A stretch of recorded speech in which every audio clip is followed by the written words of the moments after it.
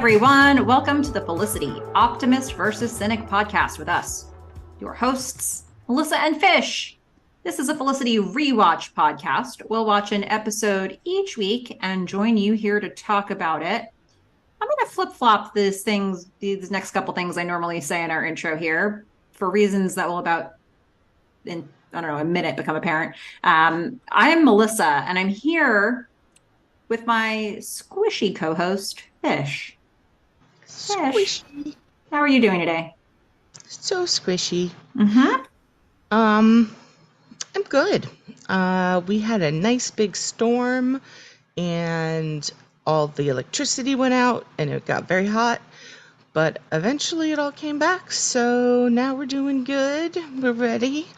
We're doing it a little later than normal, but a little bit. Yeah. It's gonna go well, I believe. Yeah, after the random act of violence from Mother Nature, we're forging ahead. That's what we're doing. I skipped over something here because I knew I was going to take an extra second on this. This is not a spoiler-free podcast. We say that every time, but I kid you not. I am going to unleash a big spoiler in this episode. So, Fish, you're just going to have to deal with it. But anybody who is new to the show Felicity, who does not want to be spoiled on anything at all, you're probably going to want to watch the next, 2 episodes of Felicity maybe, and then come back and rejoin us for the podcasts, because holy moly am I going to ruin your lives. Yeah. Wow. I mean, it's interesting that you say that, because you did say it was gonna come up pretty soon, that you were just gonna spoil a bunch of stuff. But I also am going to spoil something. And it's Streetcar Named Desire. So, towards the end, I'll let you know again if you don't want to be spoiled on that. Let's do it this way, Fish. When we get to the parts where we're going to spoil on things, we'll give one more heads up warning, but I think it's fair to say. So, and I'm just double checking the actual upcoming episode list, and I'm going to say 3 episodes from now, the spoiler that I'm going to drop is when it will be canon in the show.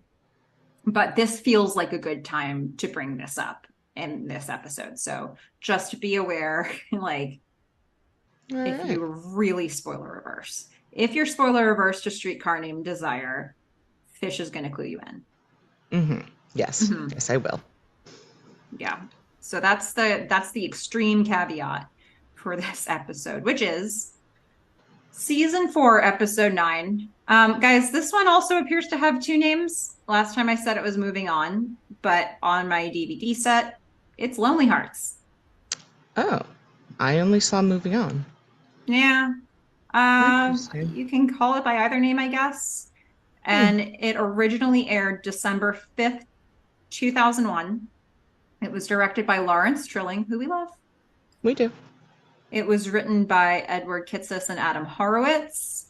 And here's the description. Ben tells Felicity he wants to move on, but Javier stubbornly attempts to trick Felicity and her ex into seeing a play together.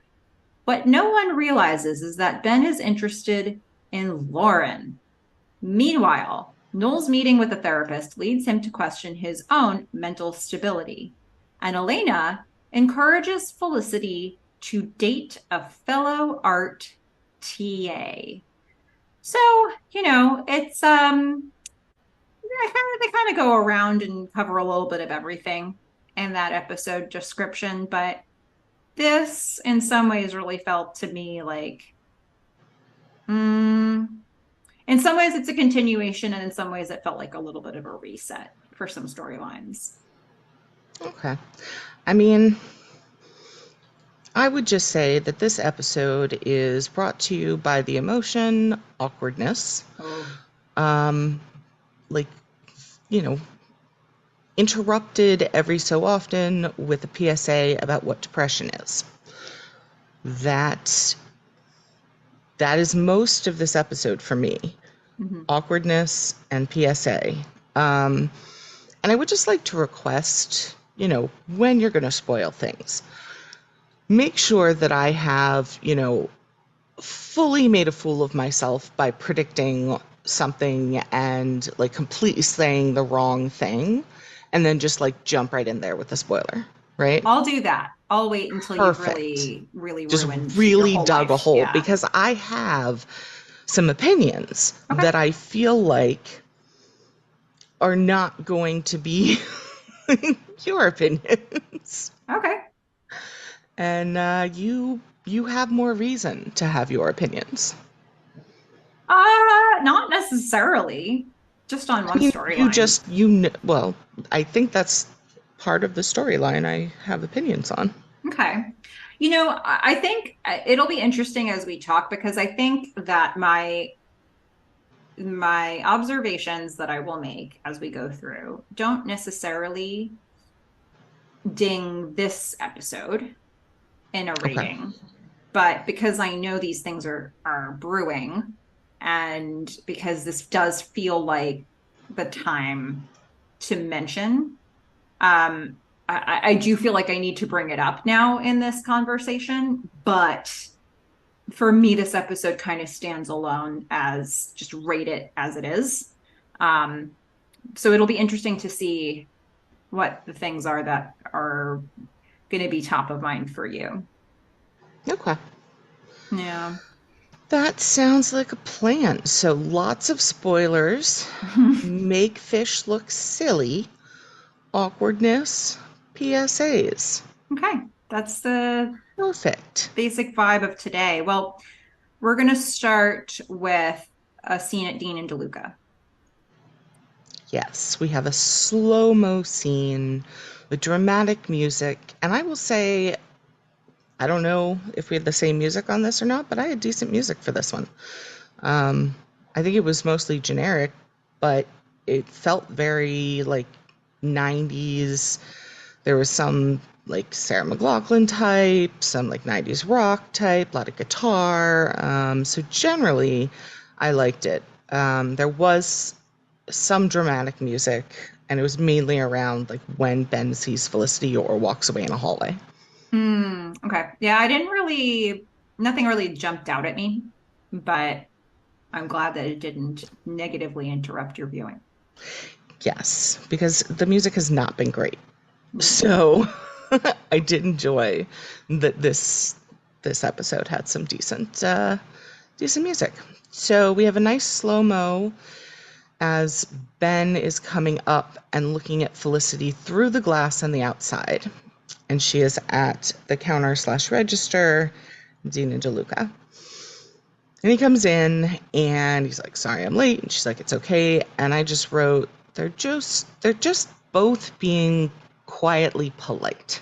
Yeah. Yeah. And then, he's just coming in, so he's getting himself ready. Meanwhile, a customer is going to argue with Felicity over the type of milk that she put in his drink. Was it 2% or was it whole? He thinks it's 2%. She's pretty sure it was whole milk. And They just said regular. Is a regular regular. whole milk? Think so, yeah. Interesting. Yeah. And Ben's going to swoop in and sort of be the protector, and he's going to pretend to be the manager, and he's going to give the guy a refund and then send him on his merry way. Yeah, this is the first time I think I've seen Ben swoop in for Felicity since that whole speech to the professor. It's Yeah, interesting. it's interesting, and it's almost like, what is he trying to be or do, or who, what does he want right now? Like, we're seeing new things from him. What's going on with Ben? you Well, know? I feel like he's just, he knows that he has something to say that's going to hurt her. hmm And so he's just trying to be nice in other ways. Because, he's apologizing for not calling. He's saying we should talk. And then the two of them just start laughing because it is so freaking awkward. Yeah. Um, and Fliss is going to invite him to come over and talk and eat some leftovers. And they're just, everything is rough. Yeah. And And he agrees it's, to that he initially, does agree to it. Yes. in like But, verbally in his words. right. Yeah. It's not going to take him long to take that back because Yeah, he, and they sort of like say goodbye, but then they're sort of still working together, and then he sort of like follows her into the storage room and it's like, hey, hey, and they do it all again. It's as if it's as if they hadn't just had a whole conversation with each other. yeah, he's just going to, like, right on the back of agreeing, follow her into the back room and say, just kidding. Not a good idea. Actually, what I meant to say was, we shouldn't see each other anymore. Ever. I mean, romantically. He's just like, we need to move on. Yeah. Felicity just looks so disappointed.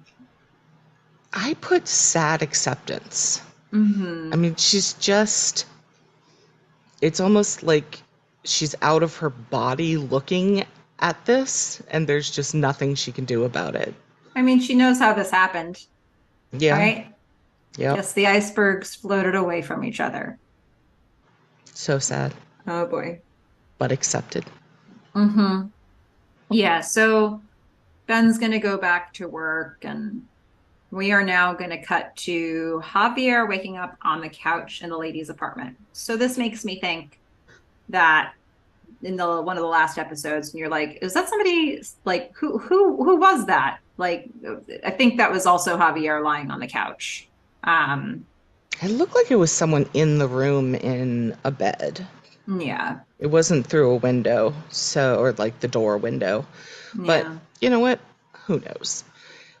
I enjoy this waking up scene. We start on his toes, and Hmm. then we go up, and he's got this pink blanket on, and I'm gonna wake myself up, and I'm gonna put on my big yellow fuzzy slippers, which I want a pair of. Ah, They're yeah. great. He's gonna shuffle over to the kitchen where Elena and Felicity are looking pretty sad. And Elena fills him in that they're sad because Ben apparently wants to move on. Yep. And so, I mean, Elena's basic advice here is just stay busy. And she's like, yep, got it. I'm going to the studio. And Javier is like, and you're coming to see Streetcar with me? Um, I am not going to spoil Streetcar until the very end. Okay. I will just Yes. make one other note of so Elena is specifically like, should I not tutor him anymore? Because screw Yeah. him. And Felicity Mm-hmm. says, no, keep tutoring him. Please. He Yes. needs your help. She doesn't want to hurt him. Yep. So it will be important, that she had that conversation with Elena a little bit later because it gives us a glorious awkward scene. Um, Oh, the awkwardness. Um, but but, yeah. Felicity doesn't really want to go see Streetcar. And the only thing I'm going to say now, which I don't think is really a spoiler, is I don't believe that Streetcar is well represented in this episode Okay. for what it actually is. Okay. So, I can understand, given that I have seen it, Felicity maybe not wanting to go see it right now. And Javier is just saying, you have to go, you have to protect me from the widow who has a crunch on me. Miss Lonely Hearts. Mm-hmm. Yeah, she's got the sad sort of puppy dog following of Javier everywhere he goes, or just in one class. I don't know. And Elena scoffs at this, and Javier is just like, you know what? Many women prefer gay men to straight men. And this is where the like Sarah McLachlan type music comes in for me. Hmm. And Felicity just says, yeah, this moment I do. Um, hmm, I don't know. I feel uncomfortable about the way Javier is portrayed in this whole scene, really. But there's so many little things that In this scene that we just had. yeah, it feels stereotypical, I Okay. guess. Um, I don't know. But Yeah, yeah. I Um, can't go back in time and change it, I guess. But yeah. um, I would just say gay men are not a monolith. Like, they are a heterogeneous group of people. Hmm. And, you know, maybe Yeah. don't lump them all in together like that. Um, but Felicity's going to exit and go to the studio, Hmm. at which point Javier and Elena are going to kind of foreshadow that they are going to plot, or by themselves or together, to figure out some way to get Felicity and Ben back I felt like together. that was a little bit more on the side of Javier than on Yeah. Elena. Um, I didn't so much see Elena as like a co-conspirator there as much as just listening to Javier. Well, what she said is, like, I don't know what to do about it. Hmm. And Javier's like, yeah, like, I'm not sure either. But it seemed like if Elena could have figured out something, she probably would have. That's Hmm. my thought. Yeah. I mean, Javier was already like the plot was already in motion at that point in the conversation. So, I mean, he Oh, was you already think trying to. so? Yeah, I mean, I think like he's trying to get her to go see Streetcar with him, and I think that was part of like that ultimately is part of the plan. Yeah, So I just don't think that was the original plan. I think the original plan was for to take her Felicity to go with out, him. And then yeah. later he's like, ooh, let me rope Ben in. Okay. Well, let's get to that. So we're gonna go to I guess it's the hospital cafeteria is where we are here. We're gonna get a Lauren and Ben scene. And I'm telling you, I really feel like, and I have just no way to confirm this right now, but I really feel like Lisa Edelstein's contract was originally ended at the last episode that she did, and they decided, oh, okay, let's extend it. Let's bring her back because I'm telling you, this feels like they're like expositioning us into explaining why she's back, even though she never actually left us. Um, Yeah, I can see that. I mean, it's possible. But the thing about her ex, she did talk about that in the last episode. yeah, and I guess like the idea was, I think she had come from California. I think that's what the story was. So she had come from California, and then she was just here to see Ben's dad. And then Ben's dad is almost better, right? Better enough. And his mom is, Ben's mom is there now, and he's got Ben. And so, like, how long can Lauren put her life on hold? And so now Hmm. they're basically giving us a reason why she's going to put it on hold a bunch longer.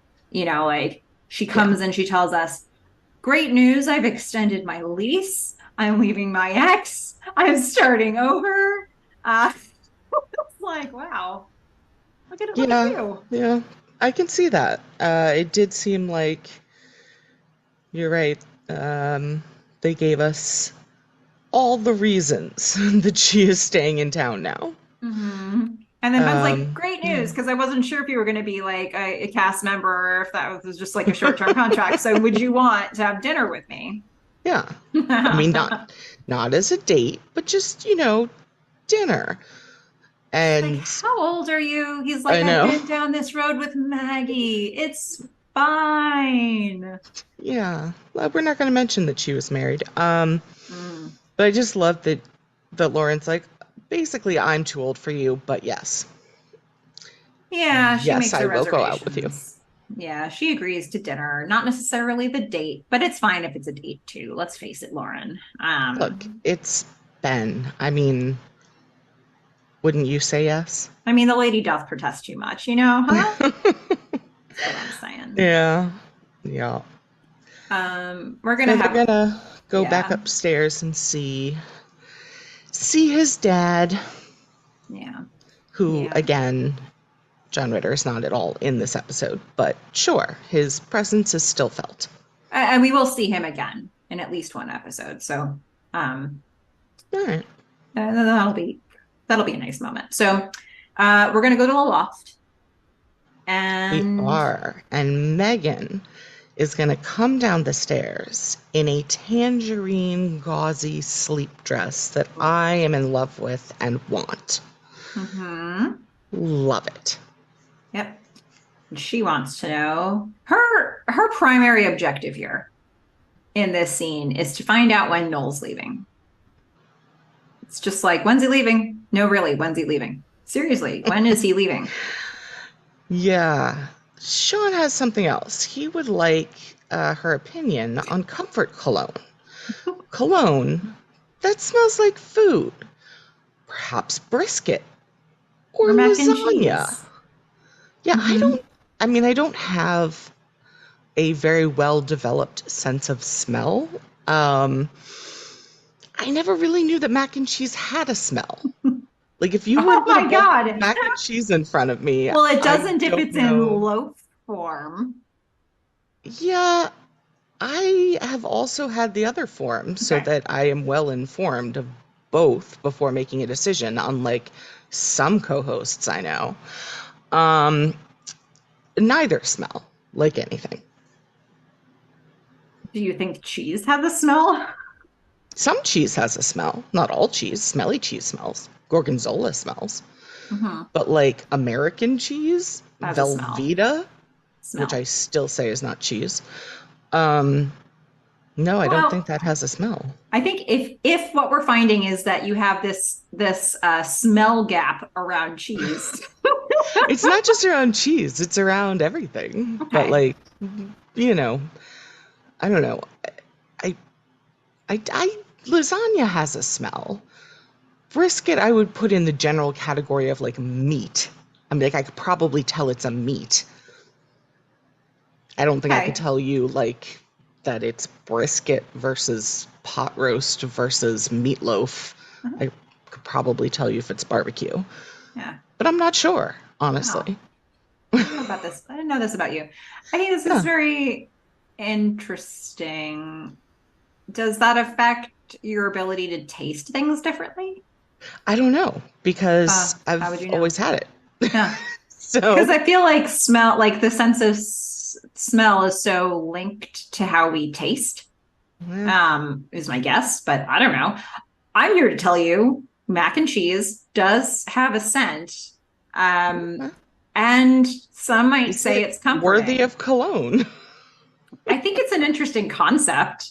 Uh, I'm not I sure it's what you're going for. Yeah, I don't know that. I don't think people put on perfume for themselves to smell it because the smell goes away pretty quick. But then again, I have the issue with the smelling.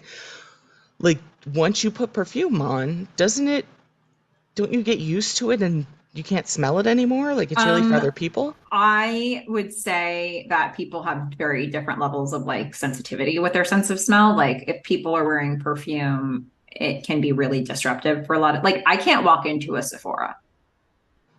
Like I just physically I'm like, this is a lot and I have to leave. Um, And I and don't that's think with it really things smells like much. closed.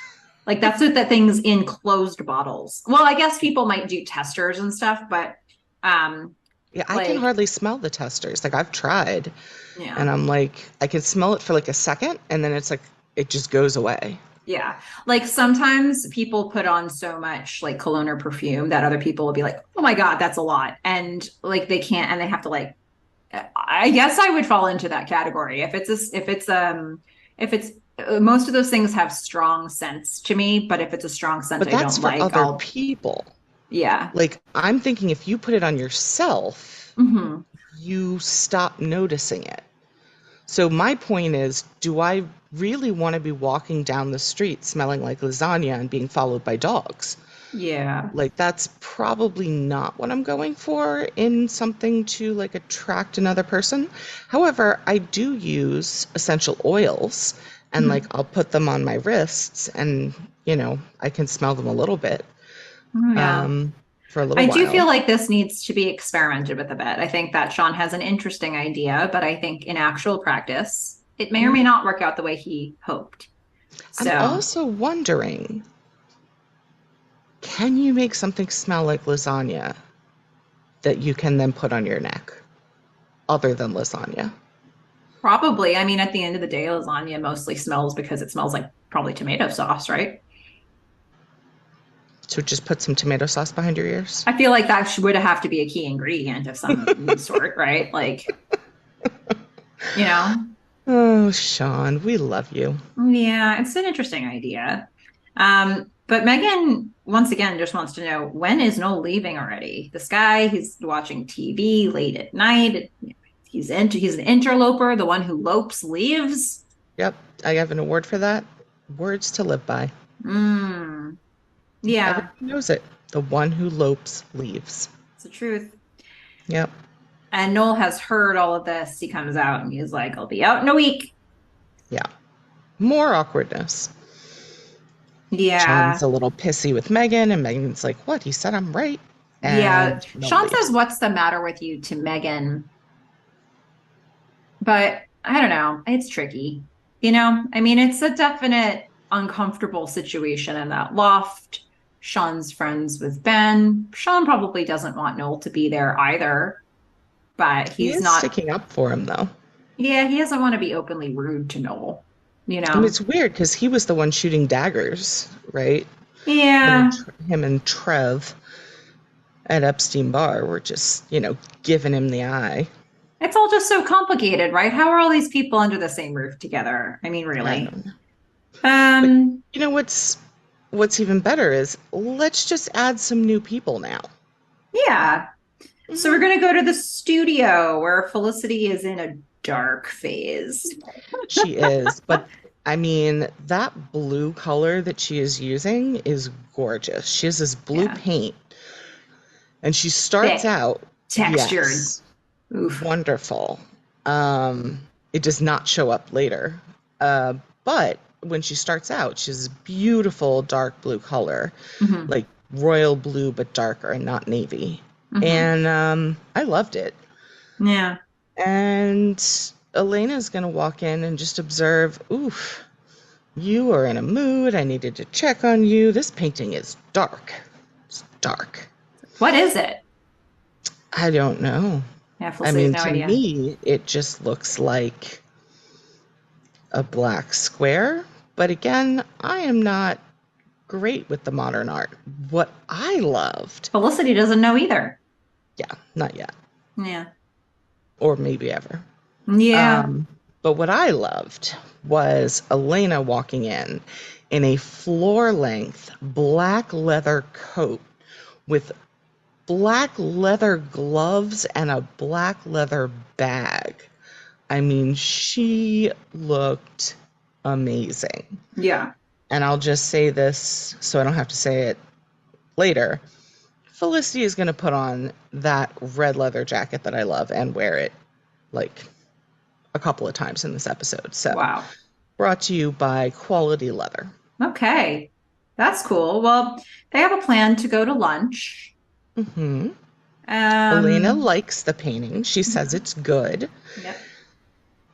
And there's this guy there who agrees.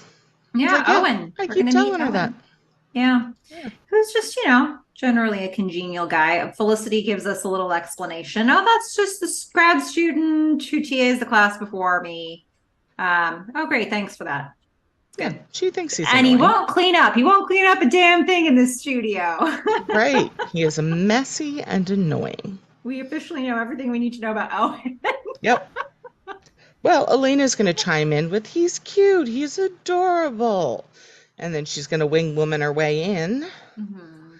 Be like, hey, Owen, have you met my friend, Felicity? Yeah. She's Yep. gonna not so subtly try to maybe not fully fix him up, but like she's interjecting herself with the effort to get some momentum going in that direction. Yeah, she does enough. Hmm. Enough to get Owen's attention. I'll tell you that much. I don't know if Felicity needed that, but that's fine. Yeah. So we're gonna go back to Dean and DeLuca, And where now I feel like Javier has schemed. He has thought through his scheme, and he is going to scheme. yeah, Would he's put it into talking. action. he's talking to Ben, and he's going to invite Ben to Streetcar. Yep. Says he is dying without Samuel, and he has to have Ben come. Um, Ben is not, I think he's just not into it because, one, he's got a date, Yeah. and two, it doesn't seem like theater is his thing, especially the off Broadway version Yeah. of Streetcar. Yeah. I mean, I guess, for me, the primary thing for him was that he already had a dinner plan, whatever it was with Lauren that was conflicting with this. Ben is, initially going to say, oh, no. And Javier's going to have to sort of keep upping the reasons why he's inviting Ben. So, it starts out with like, I just feel bad about being rude to you, Ben, about the whole Lauren thing. And then Ben's like, yeah, it's fine. It's not a thing. Don't worry about it. And Javier's like, no, it's Samuel. I'm dying. It's just like it is not an option to be forgiven and forgotten. It's like, this has to happen. There is one outcome of this conversation that will do and nothing else. Yes, and here I put he's setting Ben up with Felicity because who didn't see that coming a mile away? Yeah, it's true. Well, we are now going to enter the PSA portion of this Yes, PSA, episode. PSA. Noel is going to see a therapist, and we So are going to use a lot of expressions to describe. We also call the word depression, but I do think it's interesting that he uses a lot of metaphors and language that may feel like it. mhm. I think that's maybe especially for this time. I think it was probably useful to put language to, well, it can look like this, or it can look like Yes. this. I like that they did that. Um, I think I got his name right, but I didn't stop on it. Is it Dr. Auerbach? Can we just call him the therapist? Let's just call him that because I have Or no other name to give Dr. him. A? I didn't write it down. I don't Oh, know if I lovely. love this guy. I don't know how to feel about him. He smiles too much for me. Yeah, and also, I don't know. I generally am not in favor of mustaches. That's might be. Yeah, but this one is more of it's not a creepy mustache. It's more of a welcoming mustache. And I don't know. I feel like, I have a hard time with mustaches on actors a lot of times yeah, because it sometimes makes it really hard to see what expression they're trying to make. And I kind mm, of feel like that's important. Um, so in this scene, there are moments where I felt like he was damn near grinning, and I was like, but why? I think that's what they were trying to go for was maybe not grinning, but some sort of reassuring presence that, wasn't going to be threatening to Noel. Like Yeah. just a laid back kind of, I'm not pushing it sort of guy. Yeah. Um, but you're right. I wasn't sure how I felt about him. Yeah. Um, but Noel's going to start out talking. Yeah, he feels like he's falling. Hmm. And there were things that he had in his life and people that felt stable before. Now, kind of seems like they're all snapping like twigs. Yep. Doesn't feel like himself. I think It's those are scary, but he can deal. yeah, He can deal. yeah. And the therapist is going to say, "Do you want my opinion?" Which we will note that was never a question that came from Dr. Pavone. She was never like, "Hey, Felicity, want my opinion?" No. She just came out and gave it.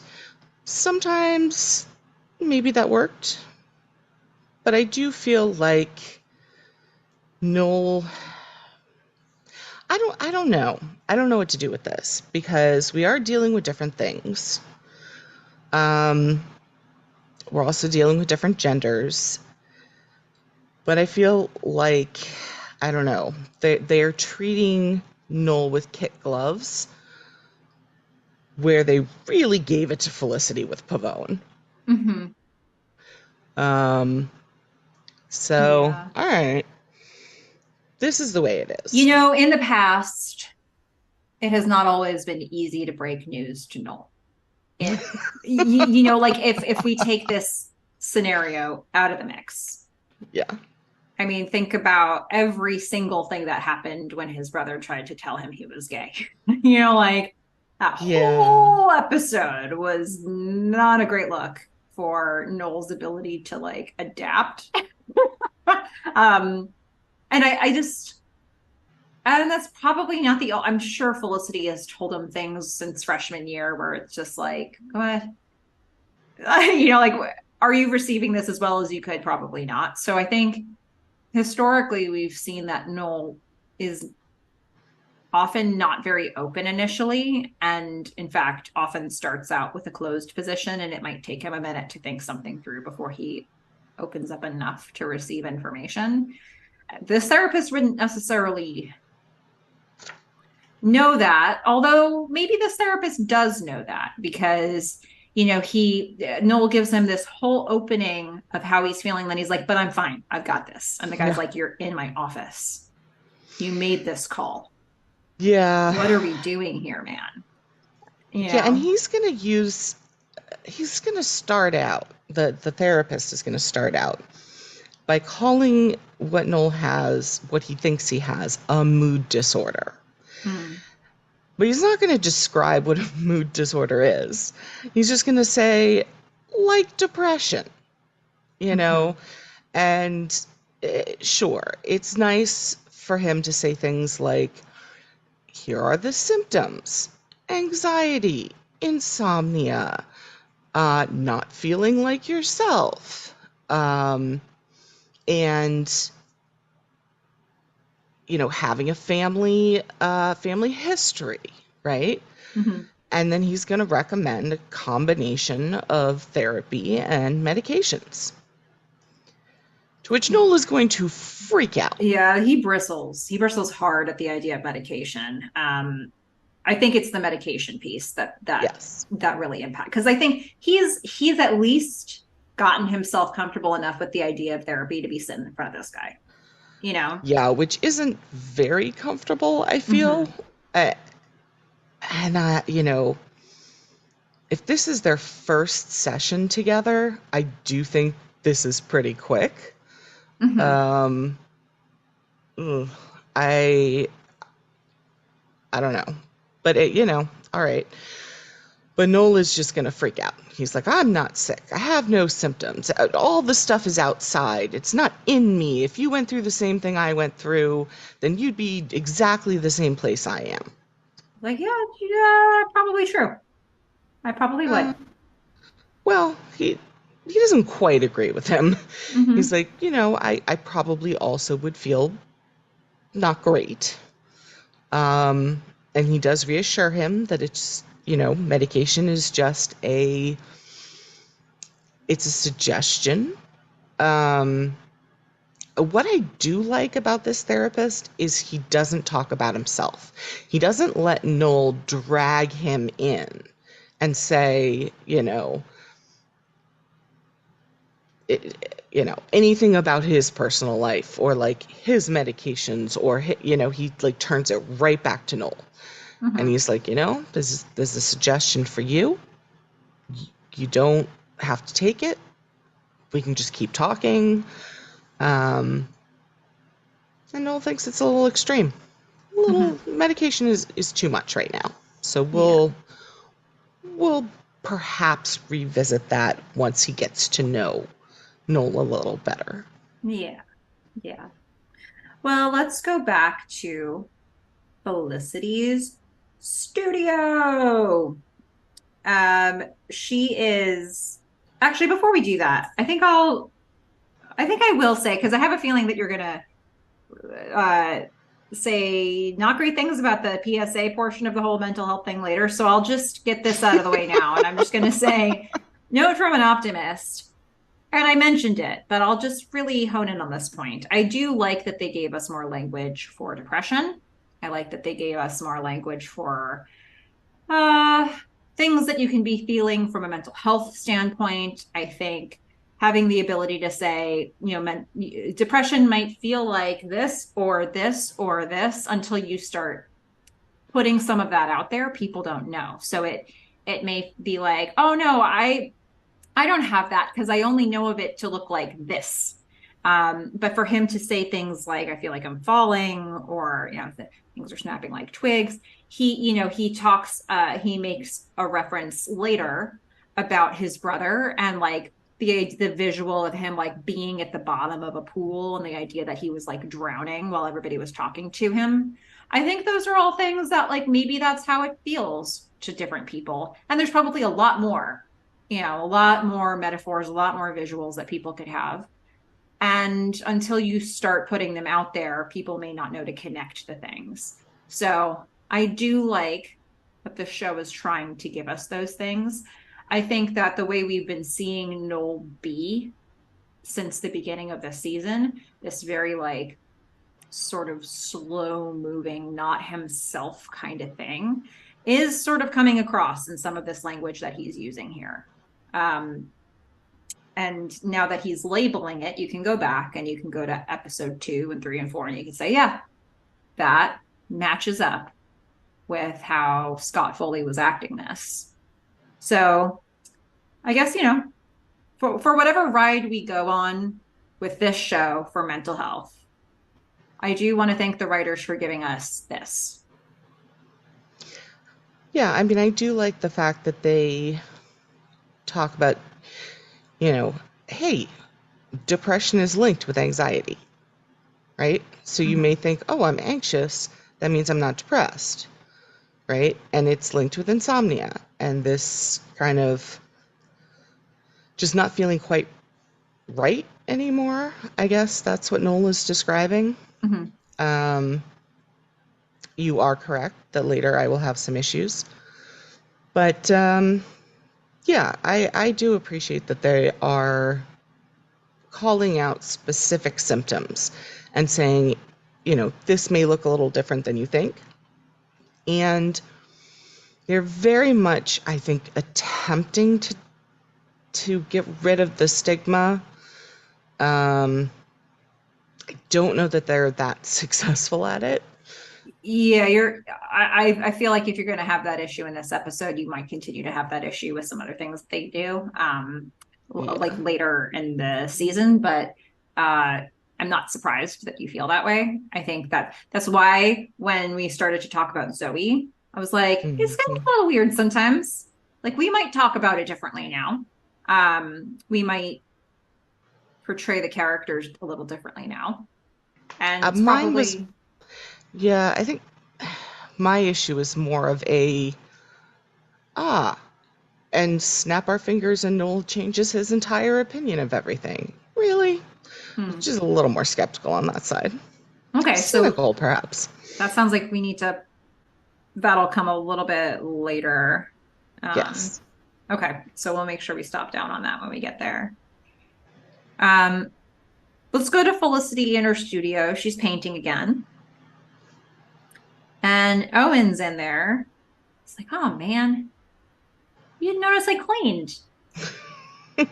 And he did. He cleaned everything, including her brushes. Yeah.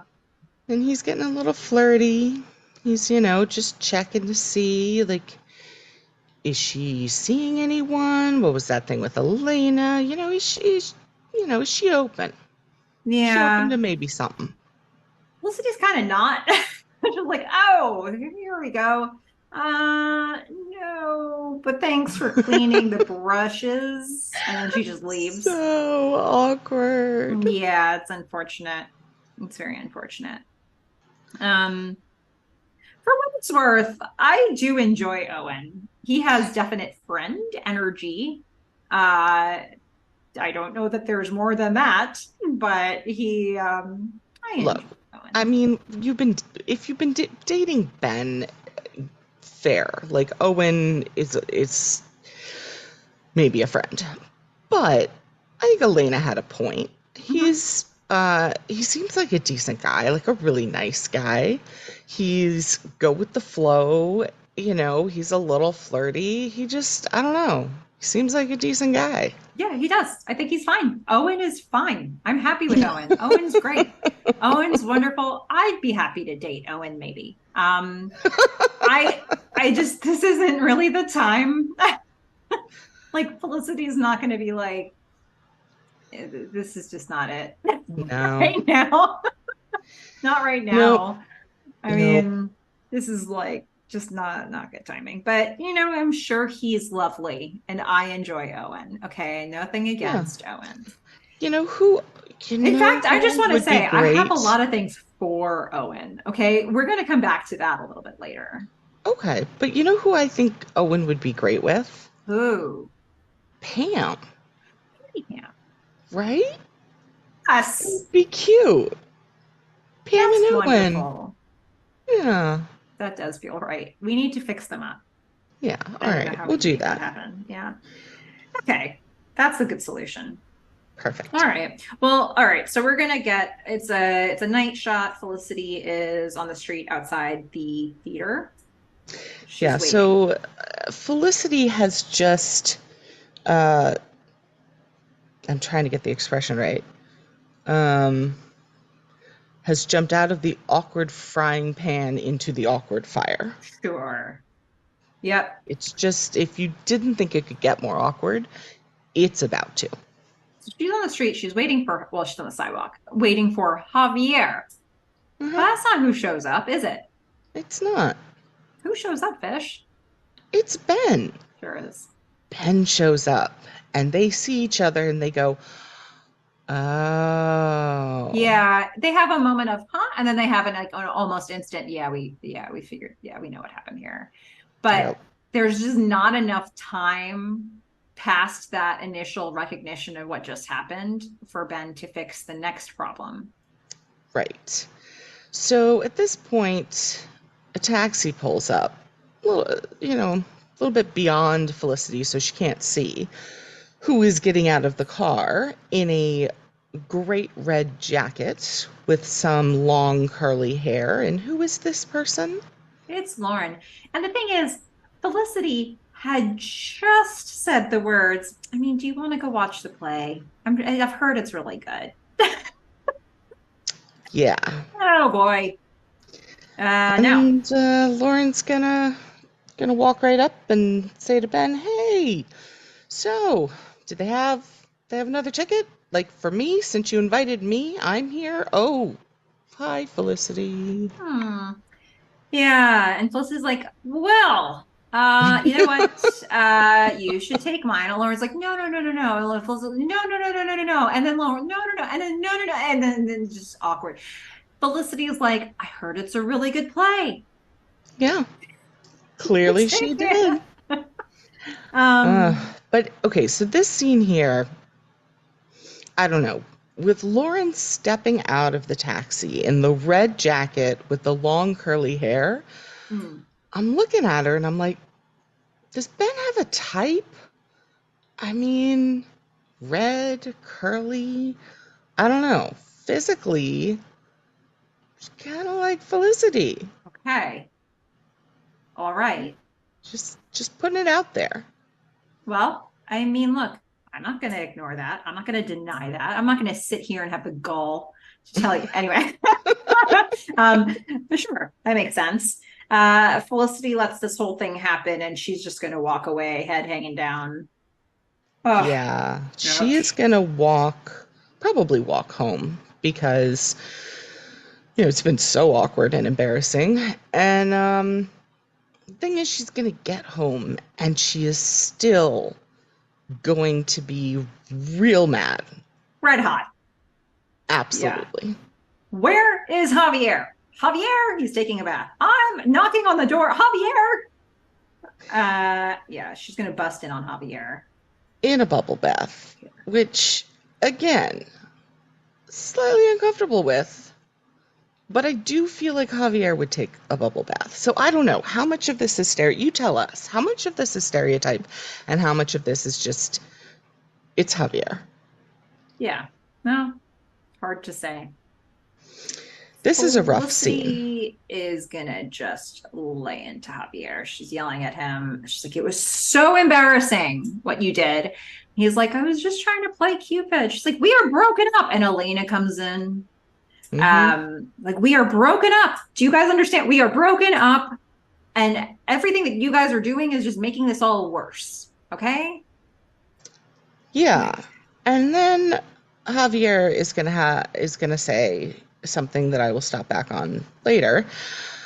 Um, I just thought, if you guys went to see Streetcar, Stella and Stanley would be inspirational. They are so passionately in love, like you and Ben. Okay. Wow. All of that went completely over my head because I have no idea what the plot of Streetcar is. All right. So, Is this where we spoil? Is this where you no, specifically spoil? I Okay. am just going to say that if this is all you know, if Javier's description of Streetcar is all you know of it, you are not seeing Streetcar Named Desire. I mean, look, this is a Tennessee Williams play. Mm-hmm. If you have ever seen anything by Tennessee Williams, you know he is not big on the rom-coms. Okay. So this is so inaccurate. Just like, do not expect I that kind you are of going to want you to see. spoil it right now, given that you just said that. Is it too early? Should I be patient? I feel like yes. Okay, Melissa, be patient. That's all you have to say. It's fine. Okay. Just sit tight. Sit tight, Melissa. Okay? Just relax. We should Well, definitely not be likening Felicity and Ben to Stella and Stanley. It's rough. okay.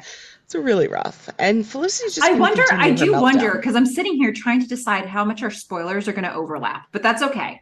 Um, we'll see. We'll see. I don't know. Felicity is going to say, so she's upset. Well, she's going to go into her next level of why she's upset, which is he brought Lauren and there was a vibe. Yeah, and this is where she kind of starts crying. And it's rough. It is rough. I mean, Javier's going to try to console her and say 0% chance. 0% chance the two of them are together. Did I say zero? You're crying. I meant less than zero. Absolutely not. Negative numbers here. It's not happening. Meanwhile, Yeah. it's after the play. Or Hmm. is it a play? Is it a musical? What am I calling this thing? It is a play. Okay, it's a play.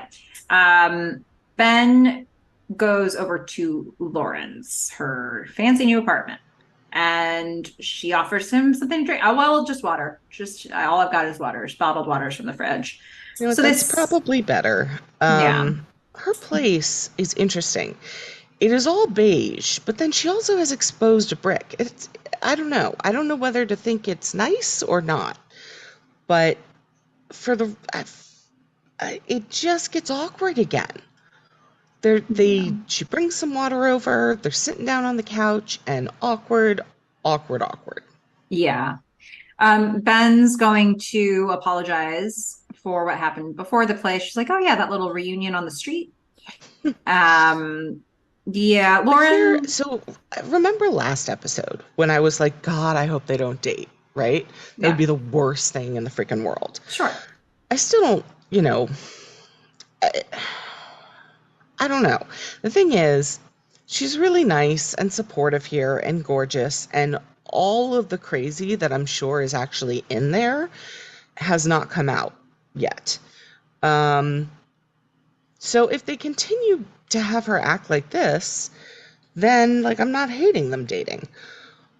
But I think we're already going to start seeing maybe some warning signs, um, but we haven't seen them yet. Okay, So at this point, I'm like, all right, I'm going with it. okay.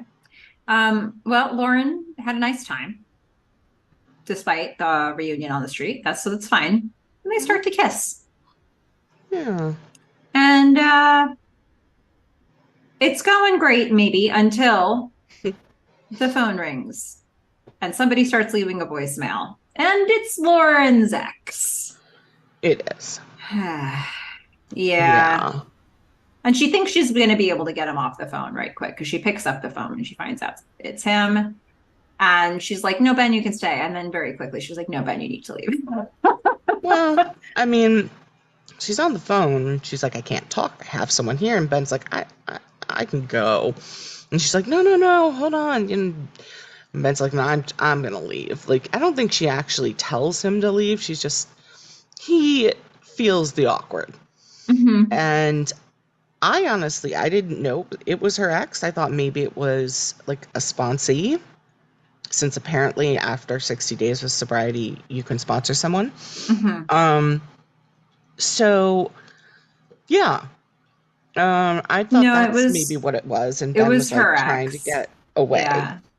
and was like, I'm just Yeah. gonna leave you to this. Because Ben, I also think like didn't know. Okay. Um, so that was my impression of like when he left at this point. Yeah. We will have a different, we will have this explained later. Yeah. So they do make a quick agreement, like, let's catch up tomorrow. Let's do this tomorrow night. Ben's gonna leave. And now we're gonna go to acting class where we are going to meet Miss Lonely Hearts herself, Rita. And first we're gonna see Rita because it's an acting class. They are in a scene. It's Rita and Javier, but we open on Rita. Is this from Streetcar? What is this from? Yes, this is Okay. Streetcar, and Javier is playing Stanley, Okay. and Rita is playing Stella. And um, they have picked this extremely out of context part. Okay. And I mean, it plays right into what Javier was saying about them being passionate and in love. Again, do not let this fool you. Do not be fooled, because Okay. I was fooled. But I want to say the woman who plays Rita, Mm-hmm. I love her. Okay. She is in Monk, and she plays the assistant to Tony Shalhoub in Monk. Mm-hmm. She is so good. Well, She's so good. she's not a one episode character. She's gonna be in probably at least a couple more. So, Mm, um, I love her. yeah. Well, Rita, I don't know. Rita like my favorite character, side character in the show. She's not, but this opening with her, this first episode with her was totally fine. And I like the idea that they're giving Javier a peer. Like I like that they're giving him somebody his age-ish and, somebody that is dealing with maybe more like things somebody his age would be dealing with, possibly. Like his whole world has been Samuel, who, let's face Mhm. it, have we seen much of Samuel? Not really. No, And all these college students and Sean. pretty So much.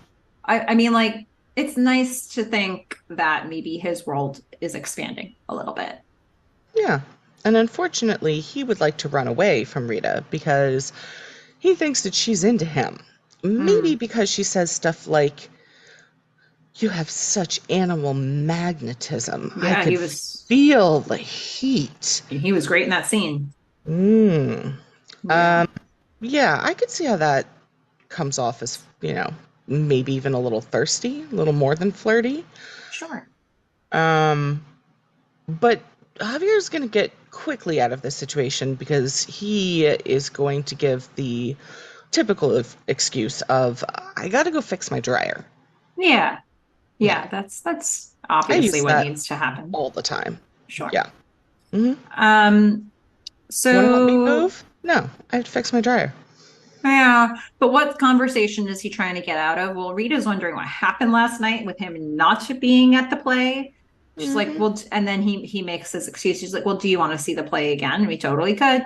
She's like, nah, I think I'll just rent it and watch it. How about we watch it together? He's like, no, you're not my type. And she's like, I'm not a lot of people's type. I mean, we find out she's known the whole time that Hmm. Javier is not into the ladies.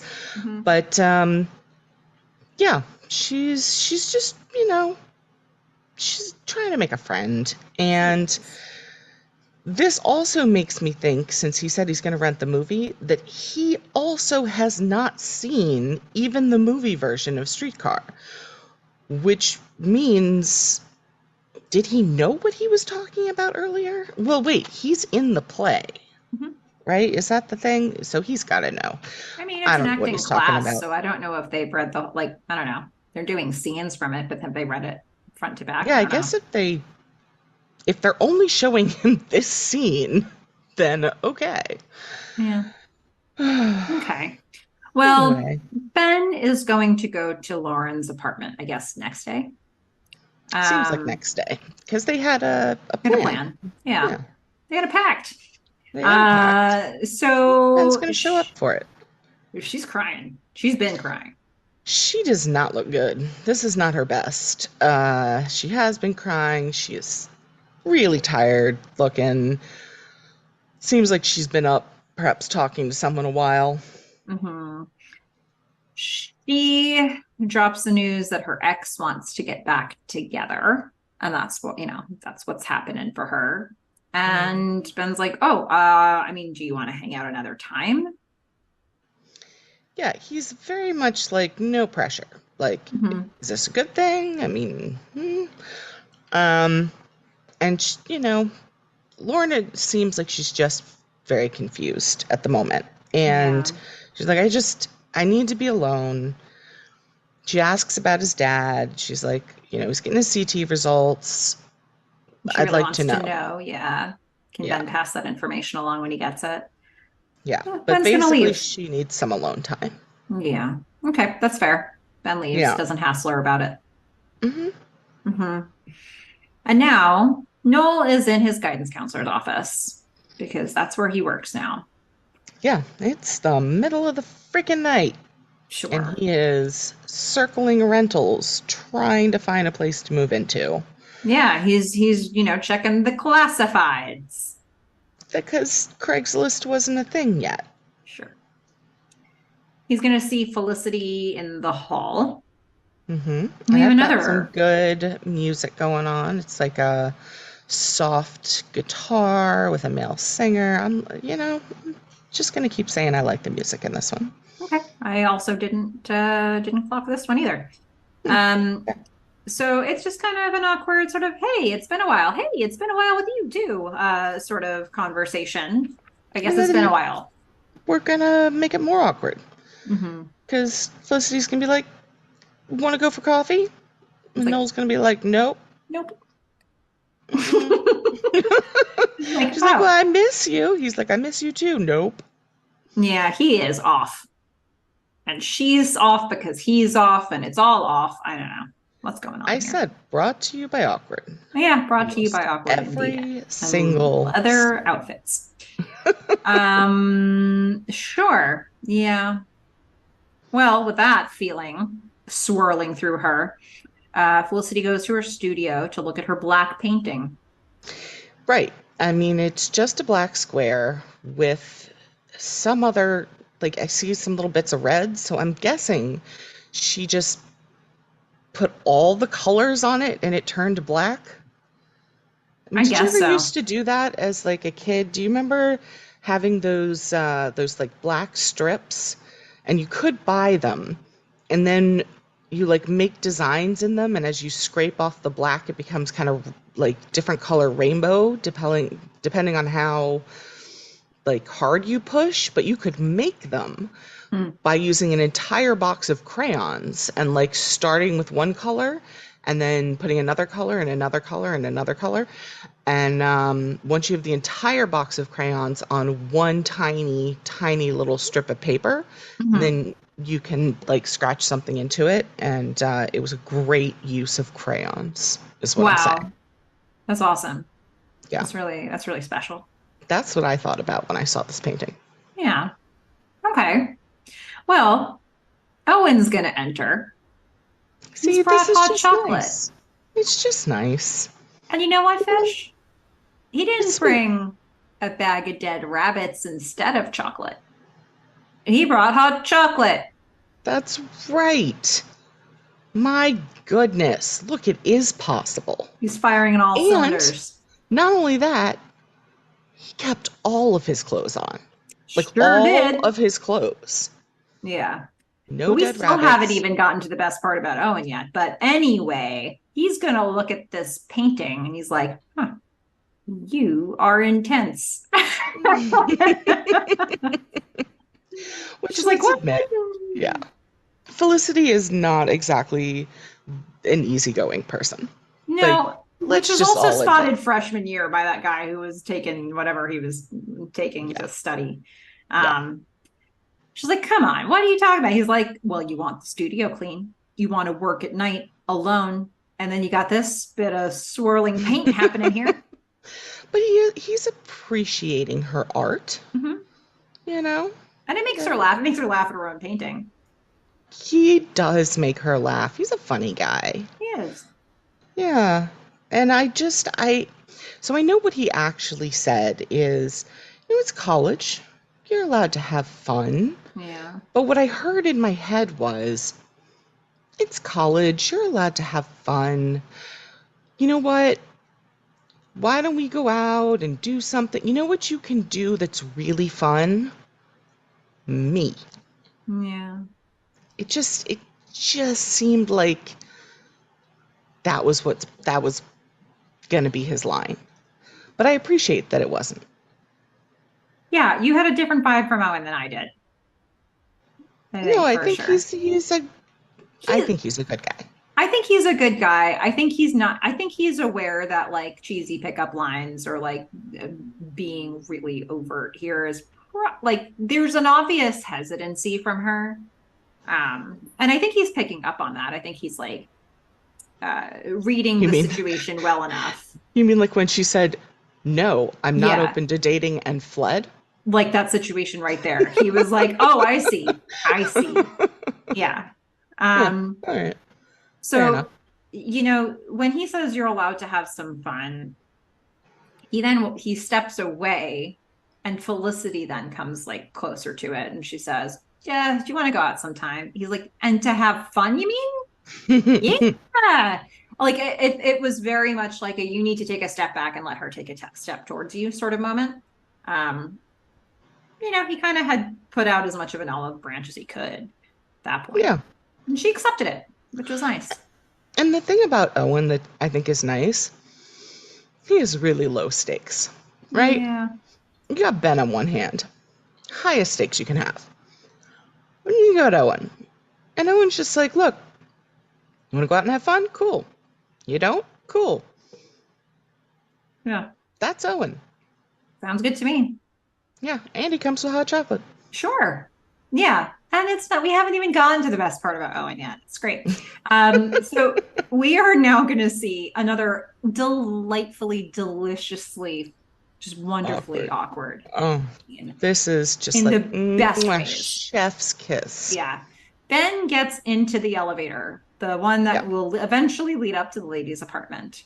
And I like this shot too because we are in the elevator Mm. alone as the camera. And Ben gets in the elevator. Mm-hmm. And then you see someone else step in the elevator and you're like, oh, Yeah. of course it's Owen. Yeah, this Yeah, is going to of be course Owen. it's Owen. And of course, Ben knows exactly where he's going because he's trying to meet with Elena because he's supposed to study with her. She's still tutoring him after all.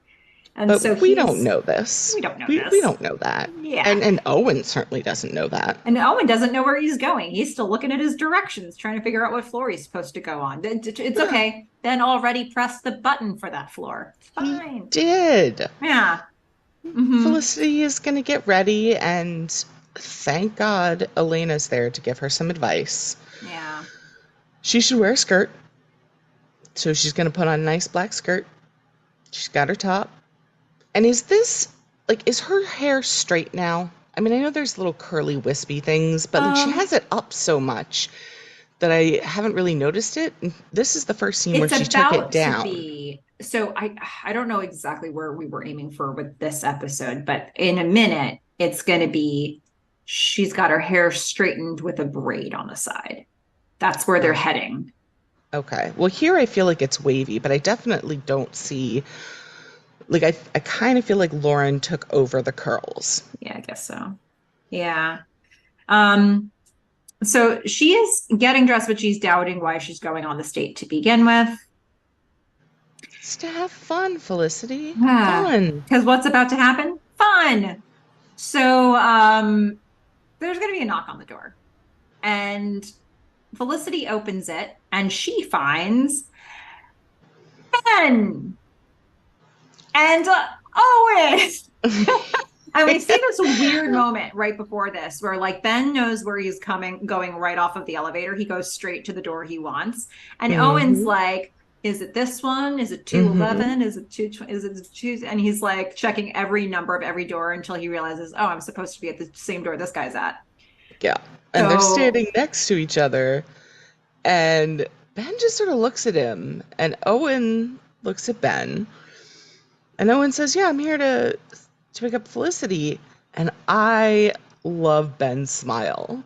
I mean, this smile that he elicits, where Ben's just like, I know exactly what's happening, and I am extremely amused by how awkward it is about to get. and like I know that Felicity is going to be so damn uncomfortable, and Yep. that's going to be a little funny. Not Yep. necessarily in a Schadenfreude way, but just we're all in this Yeah, together, sort of. This is weird.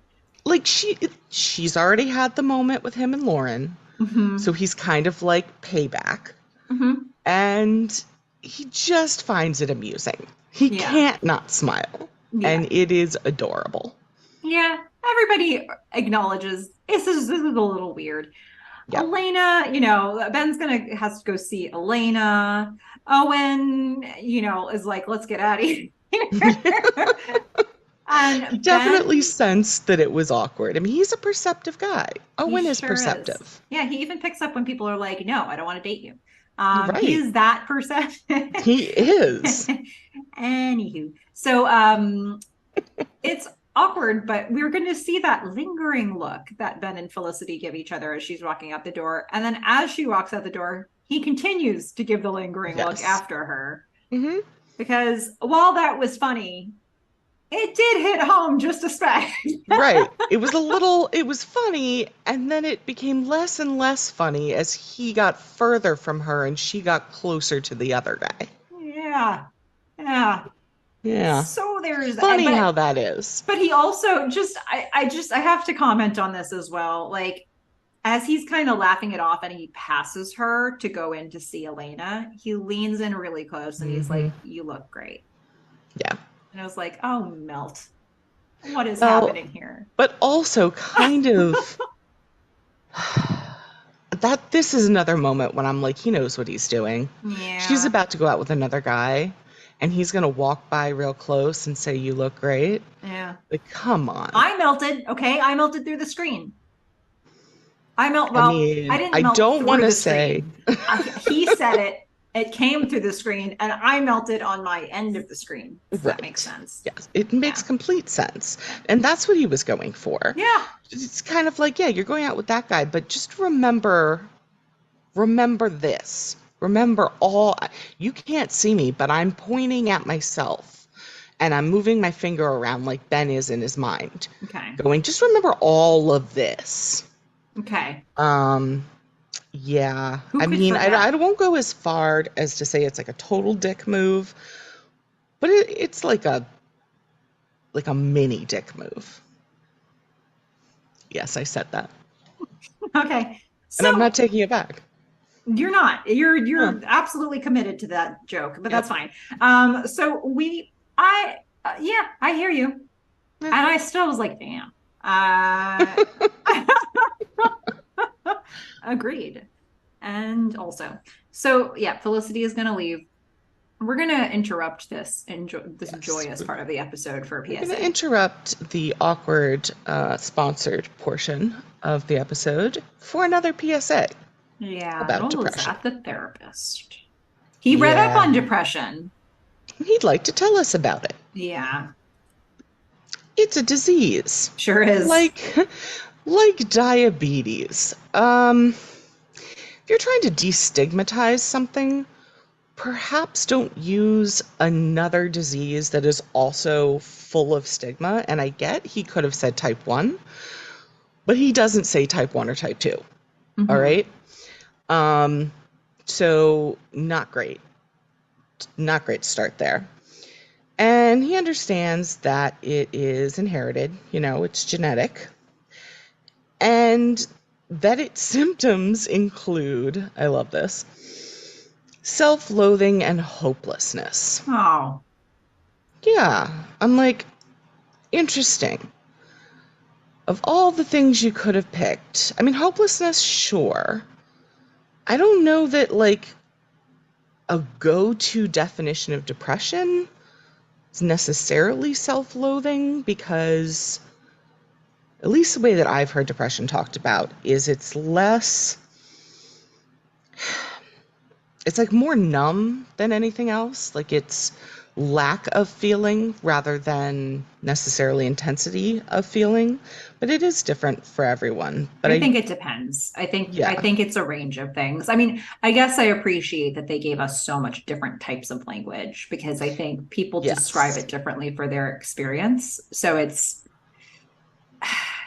I don't know. I don't want to say it's not that, you know. Yeah. I was like, I don't know.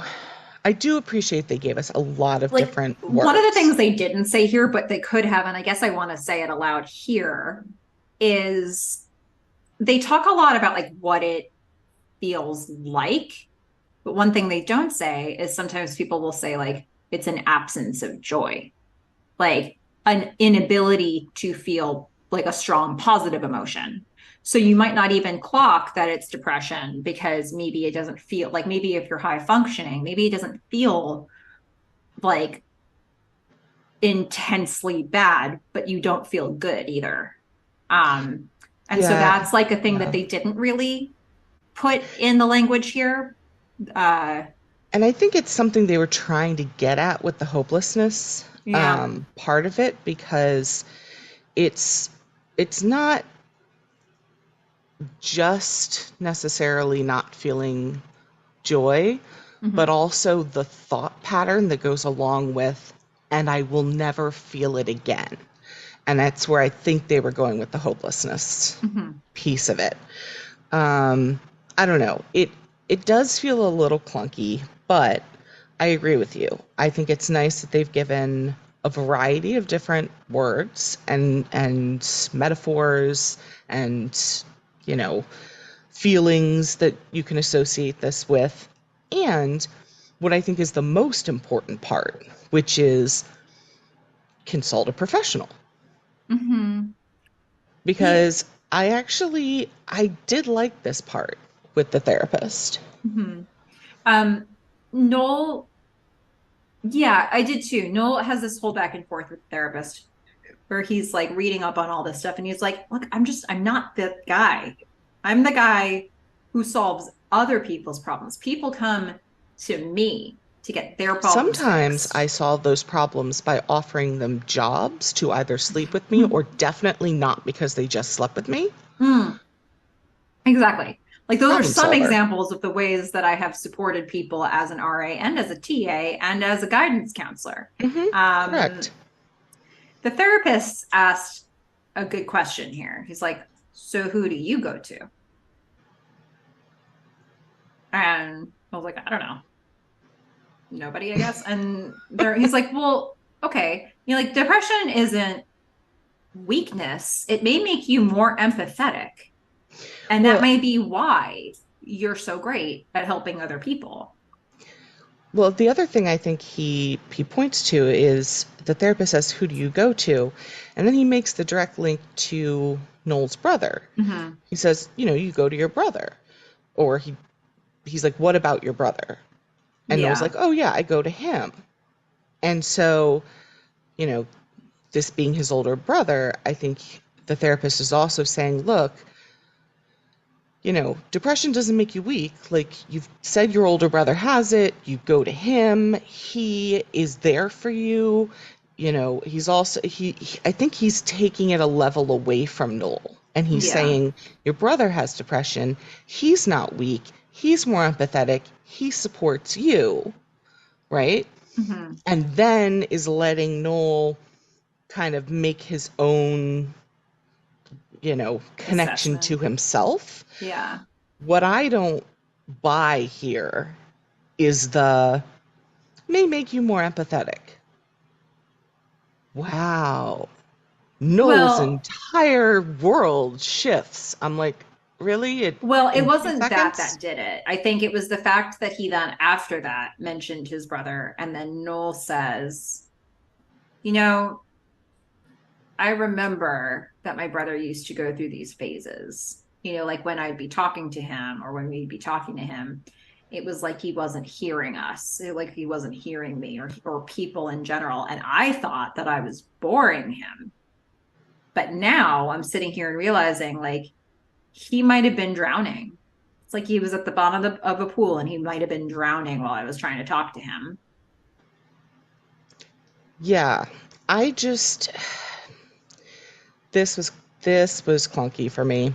Okay. It was like the second time they've ever seen each other, or maybe third, and you know, the therapist asks one question, and then bam, Noel has a major breakthrough and is now open to medication. Mm-hmm. And it's like, that was quick. I mean, that usually takes some time.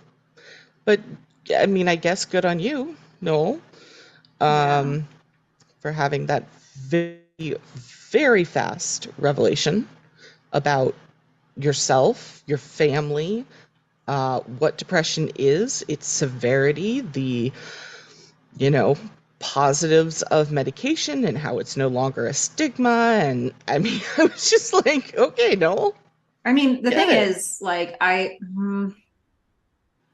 don't disbelieve that this could happen, especially with Noel's personality type of like how much he researches and like studies things up before he goes in. Like, this isn't the first episode that we've seen that was like almost a PSA, and it's not the first time Noel was the one who delivered like the manual information, like information from manuals about the thing.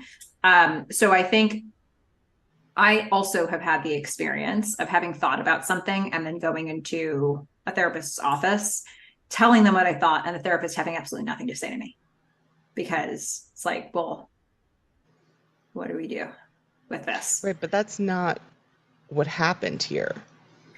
The He, therapist asked a question, yeah, and then Noel's Noel literally says, wow, and then goes into his speech. And I think part of it is the wow that just like really bugged me.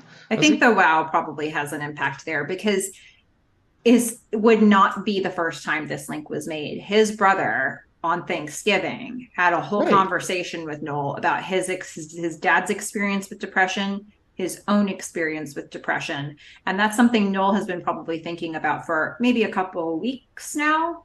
One yeah, week. which is not what it sounds like here. With Yeah. him saying like, wow, it sounds like he's like making this on the spot revelation. Mm-hmm. And then all of a sudden he's like, well, this has just changed everything. And I'm like, Yeah. come on. Yeah. Um, I yeah, think maybe that's an issue with the writing of the this scene, or writing. maybe just that one Yeah. word. Because I do think, I mean, I still think it's kind of quick, but I think the fact that Noel had this conversation with his brother a week ago, that conversation was the reason he picked up the phone to find this guy. Yeah. And the fact that the therapist, and he probably was talking about his brother for the whole first session with this guy, and then this therapist brings up his brother again as a way to sort of displace the awkwardness and like the stigma off of himself, and like help him realize that like there's nothing wrong with feeling this way because your brother feels like this. So to bring But up his brother, I think, is just taking that whole thing and shifting it, but that was already established an yeah. episode ago. And I think So them that it saying feels wow does weird. undermine it. Yeah. Yeah.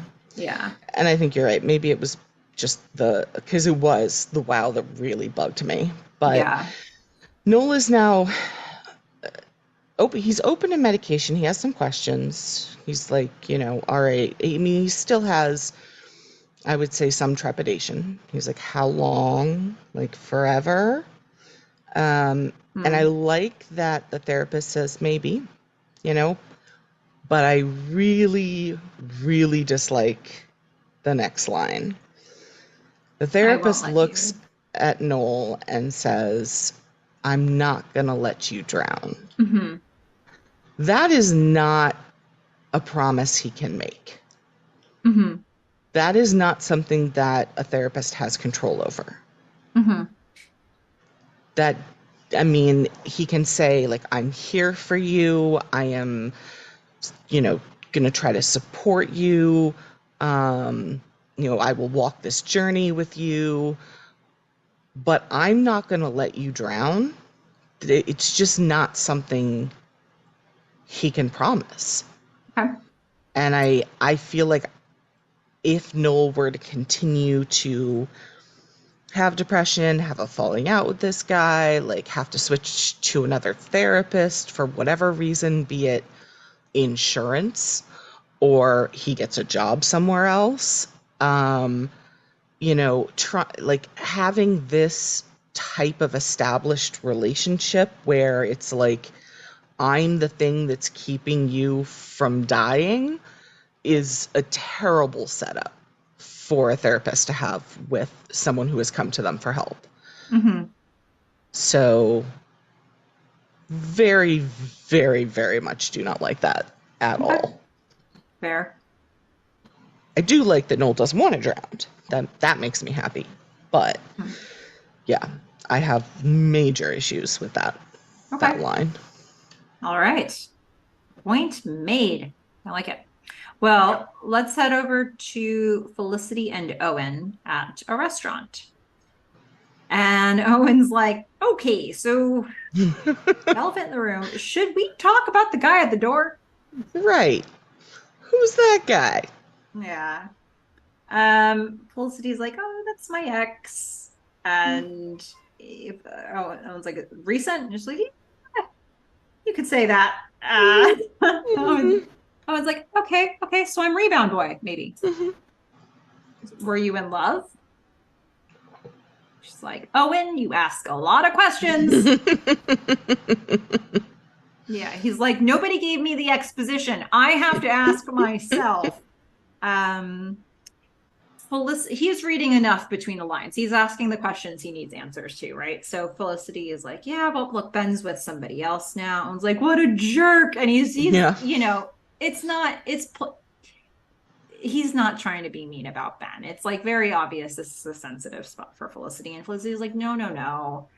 Ben's not a jerk. And he's like, oh, so you broke his heart? Mm. Like maybe you just weren't getting what you needed. And Felicity's like, no, it was my fault. My fault completely. Mm-hmm. And And I he's think, like, we're gonna just move on to some hobbies. ah, Great hobbies. guess what, Fish? I know, right? Owen has mastered snowboarding, yes, and that is not useful to us. But you know what brought, I'm sure, delight to both of us? Yeah. Yes, I do. Owen can play kazoo.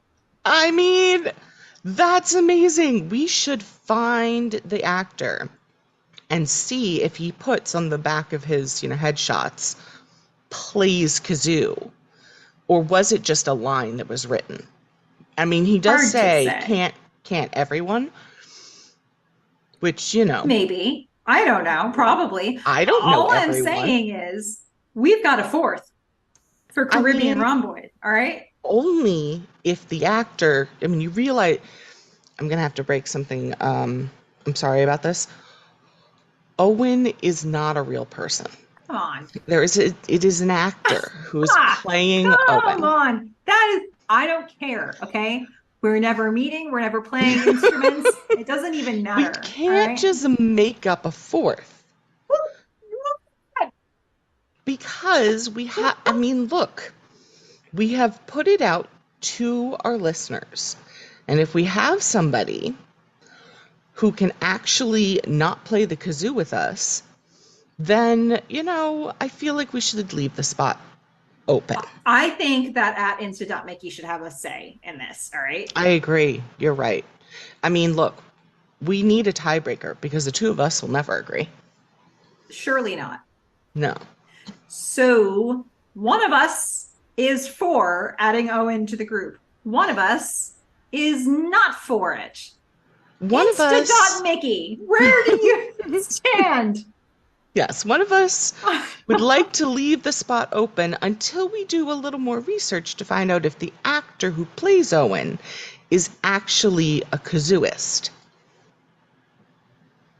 I'm not a kazooist. You don't get to say that. You're not a kazooist in the band. You're a mouth trumpeter. Nor do you play the drum, whatever, calypso, whatever. You drums. don't know me. I could play the calypso drums. All I'm saying is this might be perfect, okay? I would even challenge you to find a more perfect, like, how many shows mention the very instrument that we need? Who even writes the word kazoo into a script? All right? Well, Nobody. so should we be inviting one of the writers? I'm just saying it opens Owen, because Owen says he plays kazoo. Owen is not real. He has more experience than you or I at our professed instruments and Insta.Mickey. For the record, I have played the kazoo before. But that's not the instrument you're playing. That is true. Stop making good points. I am dying on this hill. Okay. I just don't see how you're not seeing this. How could it be any more perfect? I just don't understand. Owen says not real. He can play kazoo, and the spit take was just. I did enjoy it. Like, I put a star next to it and everything. It was wonderful. It was a wonderful moment. But do I think we should make real life plans that will never happen around it? Yes. I'm just not sure. We need to put all of our eggs in this basket. All right, Insta.Mickey. Single one of them belongs in this basket, okay? I mean, look, Insta.Mickey, it is up to you. Do you want to close the door to all other listeners, or do you want to leave it open so that perhaps another friend of the show could join? If Daisy Jones and the Six could have not 6 people, Caribbean Rhomboid could have not 4. I'm sorry, are you just opening the door now? Are we opening, are we just... All I'm saying are we going to pack the band? And yes, that was a reference to packing the Supreme Court. I realize it was not a very good one. But are we going to pack the band? You know? We could. I'm open to that. I have no problem. I think if you've got a situation as perfect as this Owen situation, you say yes to that. And if somebody else is interested, just come on in. Come on in. Hey, you know what? Under those circumstances, I am all for it. Okay. All right, then. But, I mean, wait, what do we do about Insta.Mickey? We still want to hear from you. This is our first conflict as a band. And we need you to weigh in. We need full response from all band members about, it's just, this is amazing. I love it.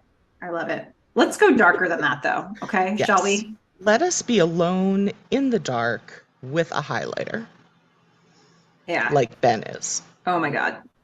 He is about to leave a painful voicemail for Felicity. It is awkward. Well, the thing is, we didn't know who it was for. Well, I didn't know who it was for. Oh. He was calling someone. I thought I put Lauren and put a question mark next to it. Oh, that's interesting. Because I've seen this enough that I knew that wasn't a question for me. So I forget that could have been a question. So that was a question for you. Okay. Yeah, it was like I put call someone to say hi, and then I put Lauren question mark. Because I was like, is it Lauren or is it Felicity? Oh, that's unfortunate. Probably Lauren, right? Yeah. Okay. What I would like to give an award to Scott Speedman for is we have said that this show is sponsored by the word awkward. And man, Scott Speedman here is able to be awkward by himself. Mm. Alone in a room by himself, he is able to be awkward. It's masterful, really. He is a really good actor. Yeah, Like the number of time, if you just take this season, the number of times we have been like, how did he even? MVP. Yeah. Yeah, I mean they're all good actors, but like and I'm not saying that he's the best. I'm just saying I guess maybe Maybe I they've just expect the given least from him. him, and then like he rises so to the occasion and beyond every freaking time, and he does it with comedy, and he does Mhm. it with awkwardness, and he does it with drama, and he does it with like everything they ask him to do, he masters it. And you could look at this guy. Look, you and I have watched a lot of TV. That is fair. How many times have like we watched something, or I watched something that you recommended, or the reverse, and it's like it's all good except like that main actor is just like a block of wood. Like how think of like repeat in your brain how many different shows I've said that kind of thing for. Yeah. And it happens a lot. Like they get somebody to play a lead role who's like there to be eye candy and who can't move anything from the neck up. You're like, what was this your only option in casting? Like, how did this happen? And I think you could look at the Ben role and you could think they easily could have done that with this. And Scott 100%. Speedman has so much range. Yeah, and I think they have written in these special little scenes for him because he can do it, Mm, and they just bring me so much joy. yeah. Because something like this, it's a small scene, and it's like this entire episode is just people being awkward around each other. Can we make one actor create all the awkwardness alone? Yeah. It's And the nuts and bolts mm, of what he's saying here isn't, I guess I can see why you would think it was ambiguous because it's just like, oh, just thought I'd, give you a call if you want to give me a call back, but I know you might like, it's a bunch of that. It's a yeah, and I little feel bit. like for people who haven't seen this before, the assumption is that it's Lauren Mm, because she's the one that he's been going after, and he's had all of these, her ex, it's unclear. He's gone to see her. It hasn't She hasn't had that much to do with Felicity other than saying we need to move on and let's mhm. not go to the theater together. Yeah, that's such an interesting insight. I'm glad you said that. Um, well, put a pin in that for a second. We'll come back. Felicity and Owen are finishing up their date. They're coming up the elevator. They're back at Felicity's door. They're laughing. They had fun. Yeah, this reminded me of when Elena and Elena and DeForest. DeForest. Yep. Yeah. Yep. Yeah. I hear Mm, you. There was a similar vibe there. right. How many different ways can you come off this elevator? I don't know. Um, Owen's gonna lean in and kiss her. She's just she can't. She just Yeah, she gets really sad. Like yeah, really sad, and he just like backs up. He's like, "Oh, okay, that was not the reaction I was going for." yeah. Uh, all She's just right. not ready. And she's Nope. like, but I had a good time. I And love this about him. I love how he reacts to this. Owen's awesome. He's like, you know what? You're gonna find somebody else. It might not be me, but you will. I love that he says this. Promise me you won't feel weird in the studio tomorrow. Yeah. And I just put, he's such a nice guy next to it. He's like, look, we had fun. We went out. It's not weird. It's Yeah. fine. It's totally Gives fine. gives her a kiss on the cheek. Yep. Enough said. This is our new relationship. Kiss on the cheek. We're cool. Don't be Yeah. weird. Yeah, that's a challenge to you. Not being weird and looking at swirling blobs of paint. That's our new thing. Um, so Felicity is going to go back inside. Elena has been waiting because she has already heard Ben's message. She's like, Felicity, you have to hear this. So she sits Felicity down, and we are going to cut directly to Felicity trying to listen to this message over Elena narrating it. I know. I love this scene. I really enjoy Elena here. Yeah. I was like, they're going to overanalyze. And then it was just Elena narrating. Yeah. So he's dying inside. Yeah. Like He he wants wants you you and he back. yeah, And and it's he's so pissing him mad. off.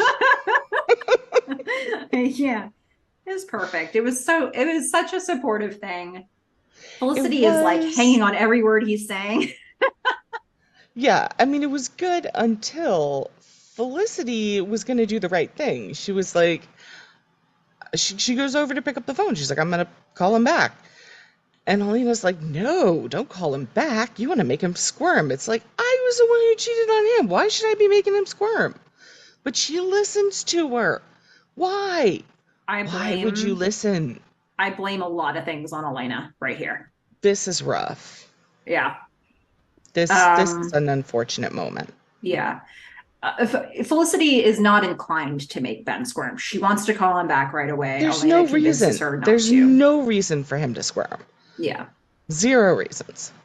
Zero reasons. And she doesn't really wait long, but she waits long She waits too enough. long. Yeah. Yeah. Like minutes were all she needed here. Um, it's Because unfortunate. Ben Ugh. is laying on his bed Mhm. in the hot way we know he lays on beds, just staring at the ceiling, waiting for Felicity to call. Mhm. And then he gets a call. Yeah. It's not It's Felicity. not Felicity. Boo! Right. It's Lauren, and she is in crisis. Yeah. And we know what happens when someone calls Ben in crisis. Yeah. Dun dun dun! She's doing a Super little walk and talk Ben! on her phone and she's thinking about getting a drink. He's like, no, no, no. You're coming over, is what you're Mm-hmm. doing. Oh boy. Yep. She doesn't Yeah. want to ruin her 4 months of sobriety. Yeah. We are going to interrupt that scene for a moment. We'll come back. But first, we're going to go back to, I never know what to Rita. say this setting is. School. I don't know. I think so. I mean, is the acting class part of school? Yeah, I don't know. I'm just generally calling it school, but that's not a great way to describe that they're in a place here. I don't know. Rita, Hallway. They're in a they're hallway. in a hallway in some sort of a, I don't know, some You sort of just leave it at hallway. yeah. Um, okay, so I've made it way too complicated, haven't I? Really? Oh Yeah. boy. Hallway. Rita's gonna approach Javier. She has a gift for him. It's a lint brush. It is. Because, he had to fix his dryer. And sometimes when you don't have a dryer that isn't fixed, you have lint on your clothing. So Sure. here's a lint brush. Yeah. Um, Javier is going to. Oof. Javier is first going to liken himself to Blanche. okay. Um, and he And Rita says continues to something liken like, but himself we're all to. like Blanche. That's kind of the point. Yeah. And then he's going to say, well, I'm also. And she's going to say, that's the point. That's why Tennessee Williams is such a genius. And he's like, I am also like Tennessee Williams. She's like, a playwright? I don't remember exactly what she says, but she doesn't. She's like, what? She's like, I'm gay. She's like, yeah, I know. It was pretty obvious. Yeah. She says, and then she boils it down to her situation. She says, look, my husband never coming back. All right. I am lonely. You're lonely. Mhm. And Javier connects with that. And then they decide, like, let's miss our husbands together. Even though Javier's, Samuel's alive. Right. Her husband is dead. So it's not exactly the same situation, but they're both still lonely and missing their husbands. And so she's like, let's just do it together.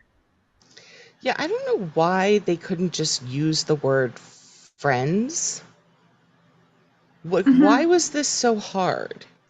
Yeah. Just, I'd like to be friends. It's a very easy way to define that relationship.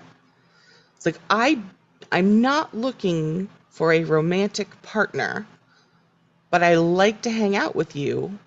That's called friendship. Yeah. It's not going to be the only time they get weird with Javier like this. So I guess it's a go-to for these writers, I suppose. But yeah, is this where you get to rage against the what? I feel like this is the only other opportunity, unless you wanted to do it at the end. I'm going to do it at the end. Oh, okay, got it, got it. All right then, I'm going to beat you to it with my rant. So, Oh, okay. we're going to go back to the loft. Lauren's going to enter. And I enjoy this music. We got the guitar's back. It's like a little rock, 90s rock, but like mellow. And again, just liking the music. Yeah. Ben and Lauren are going to sit down. Lauren has to catch Ben up a little bit here because, the last he's seen of her these last couple times, it hasn't been looking great. So she says, look, I emailed my ex, and that's when he started calling. With this relationship, it's like drinking, like you're off the wagon and bam, it's just done. And, she makes a point to say, like, he wants to get back together. But it's bad for her. It's not a good thing. Yeah. And then, she's going to really appeal to Ben here. I just don't want to feel this hole in my heart anymore. And he understands because he has a Felicity-sized hole in his heart. Sure does. And Lauren says, I just want to forget about it for tonight. And they do the whole hands intertwining thing. A lot of intertwining hand situations. Yes. They're making shadow animals on the wall. Yeah. It's a lot. And then it's a lot. Yes. And I will say here, I feel like Ben is doing the hamburger eating thing that you were talking about with Noel. Okay. Yeah, it was not sexy. I'm totally okay with you feeling that way about this. It did not feel sexy. You know what? It just didn't. Let's close out the episode and then I'll comment about this. While this is happening, they're going to have sex here. While they're doing this, yes. Felicity now calls because she's waited long enough. I know. Just this amount of time was perfect. And she's going to leave her voicemail. Hey, she'll be up for a while if Ben wants to talk. And as the audience, we're meant to be like, oh no, she missed it by 3 seconds. Yeah. Okay. Well, the thing that kind of got me here was in the writing, Lauren says, I just want to forget. I want to forget for one night only. Yeah. And so, first of all, she's telling Ben, like, I'm not looking for a long-term thing. Yeah.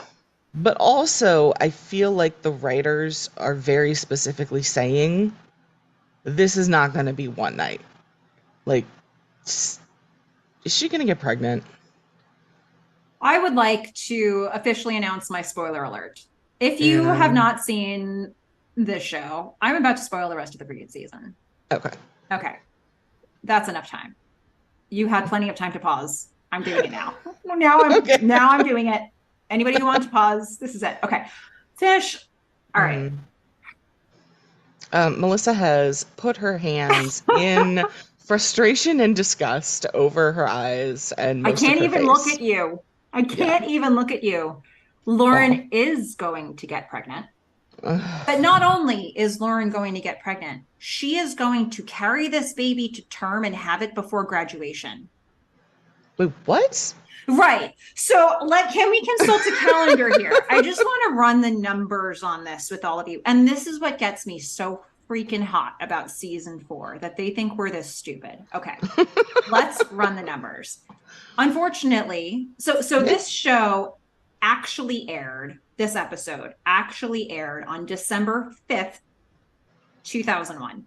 It probably was supposed to air on November 28th, 2001, okay. Right? We figure everything got pushed back a week. Right. But we know for sure but it's after Thanksgiving. The week after Thanksgiving. Thank you. They've bookended this for us. Graduation. Okay, on this show, right? The graduation episode will air on April 24th, 2002. But let's assume it's June. Because still, I think that our school, I think that we had a graduation maybe late May. I think it could go mid-May to maybe mid-June. Let's be really generous here. yeah, Let's let's say say it's this, June. let's say it's late June, shall we? All Yeah, right. November 28th conception, late June graduation. 7 months. And when this baby is born, this is Not a not going to preemie. be a scary preemie situation. That is not the story they're telling us. They want us to just yada yada over the fact that it's like this is a full term baby. Health Hmm. is not an issue. And their point of this is that from this point forward, what we want to do with Lauren is make her the pregnant villain. The villain? Yes, Because she's been really nice. right. She is going to be a villain in as many ways as they could think to make her a villain. And in some of those ways, I think it will actually be unfair because who is this guy that she just got pregnant by? A senior who just decided he's going to be a med student and probably won't be earning income for years. So, Yeah. like, she's going to have to, like, they're going to have to, this season, back half of season 4 is going to be Ben trying to figure out how to co-parent with the pregnant villain while Felicity tries to figure out what to do about this. Hmm. That is where we are heading. It's going to create, sure, lots of tension, lots of new ground, lots of like, but there is an inherent issue with the fact that they did not have enough runway to do this storyline. And they just Yeah. pretended they did. I hate it so I mean, I could much. see the getting pregnant thing because of the one night only, Mm-hmm. but But they didn't go down the road of she miscarries. They didn't go down the road of abortion. They didn't go down the road of the show ends and she's still pregnant and they're figuring out what to do. They did what is actually impossible and pretended that like like a gestation period for humans isn't a known fact. Like, oh, surely none of our audience will notice this. And they got even more unlucky because the timing of this, you know, the graduation episode is April 24th, right? So that is yeah. I mean, we're expedited. giving them 7 months when it's really like 5. Yeah. And, you could make an argument that really, like, from Thanksgiving to graduation, it really could be anywhere from 6 to 7 months.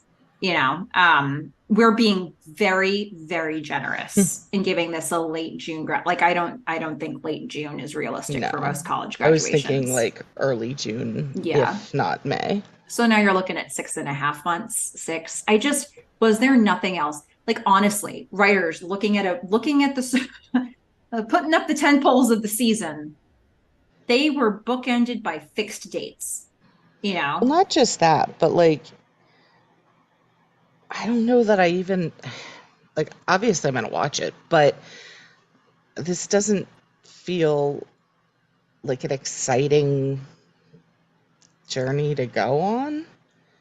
Like, I don't need this. I know. I mean, I'll be curious to know what listeners think about all this. I think, like, look, it is so interesting how I was very glad to be doing this rewatch with you on those earlier Lauren episodes because Lauren initially, there's a lot of stuff that gets said about her character or said by her character that's interesting. That's like, oh, that would be cool to explore. Or this is kind Yeah, of an interesting, she's kind of nice. She's got a little bit of this going on. There were interesting yeah. things that they had, and we're going to scrap those. And I almost like through the first half of this episode, I wasn't even hating them dating, but uh, Again, for me, it's why this episode is not going to get dinged for this because I am also not having a problem with them going on dates or having sex. I think yeah. it adds a very interesting complication to the situation. I think that could have been explored. I don't know that them exploring that is very different territory from some of the stuff that they've done before. That's what I was gonna say. Like, how many like pregnancy scares or pregnancy like we did a whole season on like Ruby, and Mhm. then we had a whole second season on when Ruby's baby was gonna come back. Like, I feel like this is the third season now. And we, not a minute, like, what was it, episode 4 of this season? And Felicity thinks Yeah, she's pregnant. Like, we've yeah. been down this road. Um, we've also been down the road of, had it not been a pregnancy, I don't know exactly how they would have made the situation all that much different from like an Avery or from like a Noel. Well, I think it would um, have been very different because Lauren's an alcoholic. And I okay. think they could have brought in like a whole bunch of stuff with like what happens when one half of the partnership or relationship has an addiction issue, Yeah. and Yeah. Ben over here is like being activated on one side to become the hero, and then like has his heart with Felicity, who, you know, as we've said, is like the opposite of his mom and the person that, he needs to protect, and is like the person who makes him feel safe. Lauren, I feel like, has been very supportive, but could definitely go off the rails and make him feel very unsafe Yeah. Well, very quickly, there were given. all kinds of things that I think were interesting about Lauren from what they set up. I also think that the connection between Lauren and his dad exists. What does that end Mhm. up like? How does that infuse into this relationship if they, pursue this relationship? Like they had set up enough things that were new Yeah. that they could have done that. And they could have done this pregnancy storyline too, but not with the amount of time that they had. That's not a thing. Yeah, we're on episode 9. I know. There's like 6 episodes. Yeah. Well, let's see. 9. The graduation episode is going to be episode 17. Yeah. Still, Okay. like it is just 7 ep- simply not enough runway. And everybody in the writer's room would have known it. And every single one of them would have said, it's fine. They won't notice. 8 episodes. I can count. Yeah. That's what they Still, were. it's not your I it's not just for me that it feels short. It's also not a storyline that I am particularly interested in. I mean, maybe they will make it interesting, but just thinking about it, I'm like, ugh. I know. Like, Me too. I see how this gets real soapy. I can see that. Yeah, I feel that It's same way about the really, storyline. If I take that yeah. piece away, what makes me mad is that they just are so insulting to the audience that they thought they could do this without anybody being like, let me get a calendar out. Well, also, but while they're trying to do this, it bugs me because the central question has been Ben, Noel, Felicity, Yeah. right? So, I mean, Noel is just out of it at this point, right? And unless this thing with Lauren somehow pushes Felicity and Noel back together, which I really don't think it will, because they don't have time for it. They already slept together, and she was very clear that it's all about Ben. Mhm. Um, so for them to like, I don't know, they could have taken this time and actually developed from the time that Felicity sleeps with Noel, actually develop this triangle, uh, instead of just being like, oh, they slept together and now there's Lauren. Yeah. They are gonna, I will say, and the reason why at the very start, I was like, hey, if you haven't seen the rest of Felicity yet, maybe skip ahead 3 episodes because that's when we're gonna get a reveal. Hmm. So it's going to be a minute, which I was like, do I bring this up now or do I bring this up then? But I think you bring this up now because freaking need everybody to run the numbers on this and be so angry with me. Like, I don't know. Look, I mean, was this the story I wanted to see? Not really. I think there's other places they could have gone that would have been interesting, but I would be along for that ride if that was feasible. And it I'm less isn't. concerned with the feasibility than just the fact that I don't want to watch this story. I know. I know. Well, Um, I ruined it all for you. right. Yay, good times. That's Woohoo. this is the episode where Melissa ruins everything for Fish. I don't know. Uh hey, we've already spoiled it. Listeners, we'd love to hear from you. I mean, like, I don't know that I expect there's like a lot of Lauren love out there, but maybe there is. And the thing is, there was a lot to be excited about with Lauren's early episodes. Yeah, that's how So I felt. I yeah, was like why do you hate Lauren's story so much? that's why I kept And being it's like, like, ah. wait 5 minutes. Yeah, it just, like they just, and then to get the storyline I'm telling you they're going to do, they have to contort her into, they have to be like, remember when she seemed to be balanced and like, um and sort of like accepting of Felicity and like sort of trying to smooth the situation. Like, remember all that? Throw that out the window. She's going to be hormonal now. She's going to be out of Oh, her and they're gonna mind. She's blame going it to on the be, hormones. yeah, it's not a good look on what they think about people who are pregnant. I mean, it's just, I'm not even sure on this watch because they are going to make her the antagonist, and I'm not even sure on this watch with you when we dive into it that I'm I think there are going to be times when that's really unfair, that I think will be unfair. Where in the past I don't know if I might have seen it the same way, but um, you know, Lauren's got some decisions. Lauren's got some maybe difficult decisions that she's going to need to make. And Ben's got some difficult decisions. Nothing about it is like a perfect, clean situation, especially when you have Lauren saying this is a one night only thing. Right. I mean, that automatically, her just saying that, I was like, ugh, pregnancy.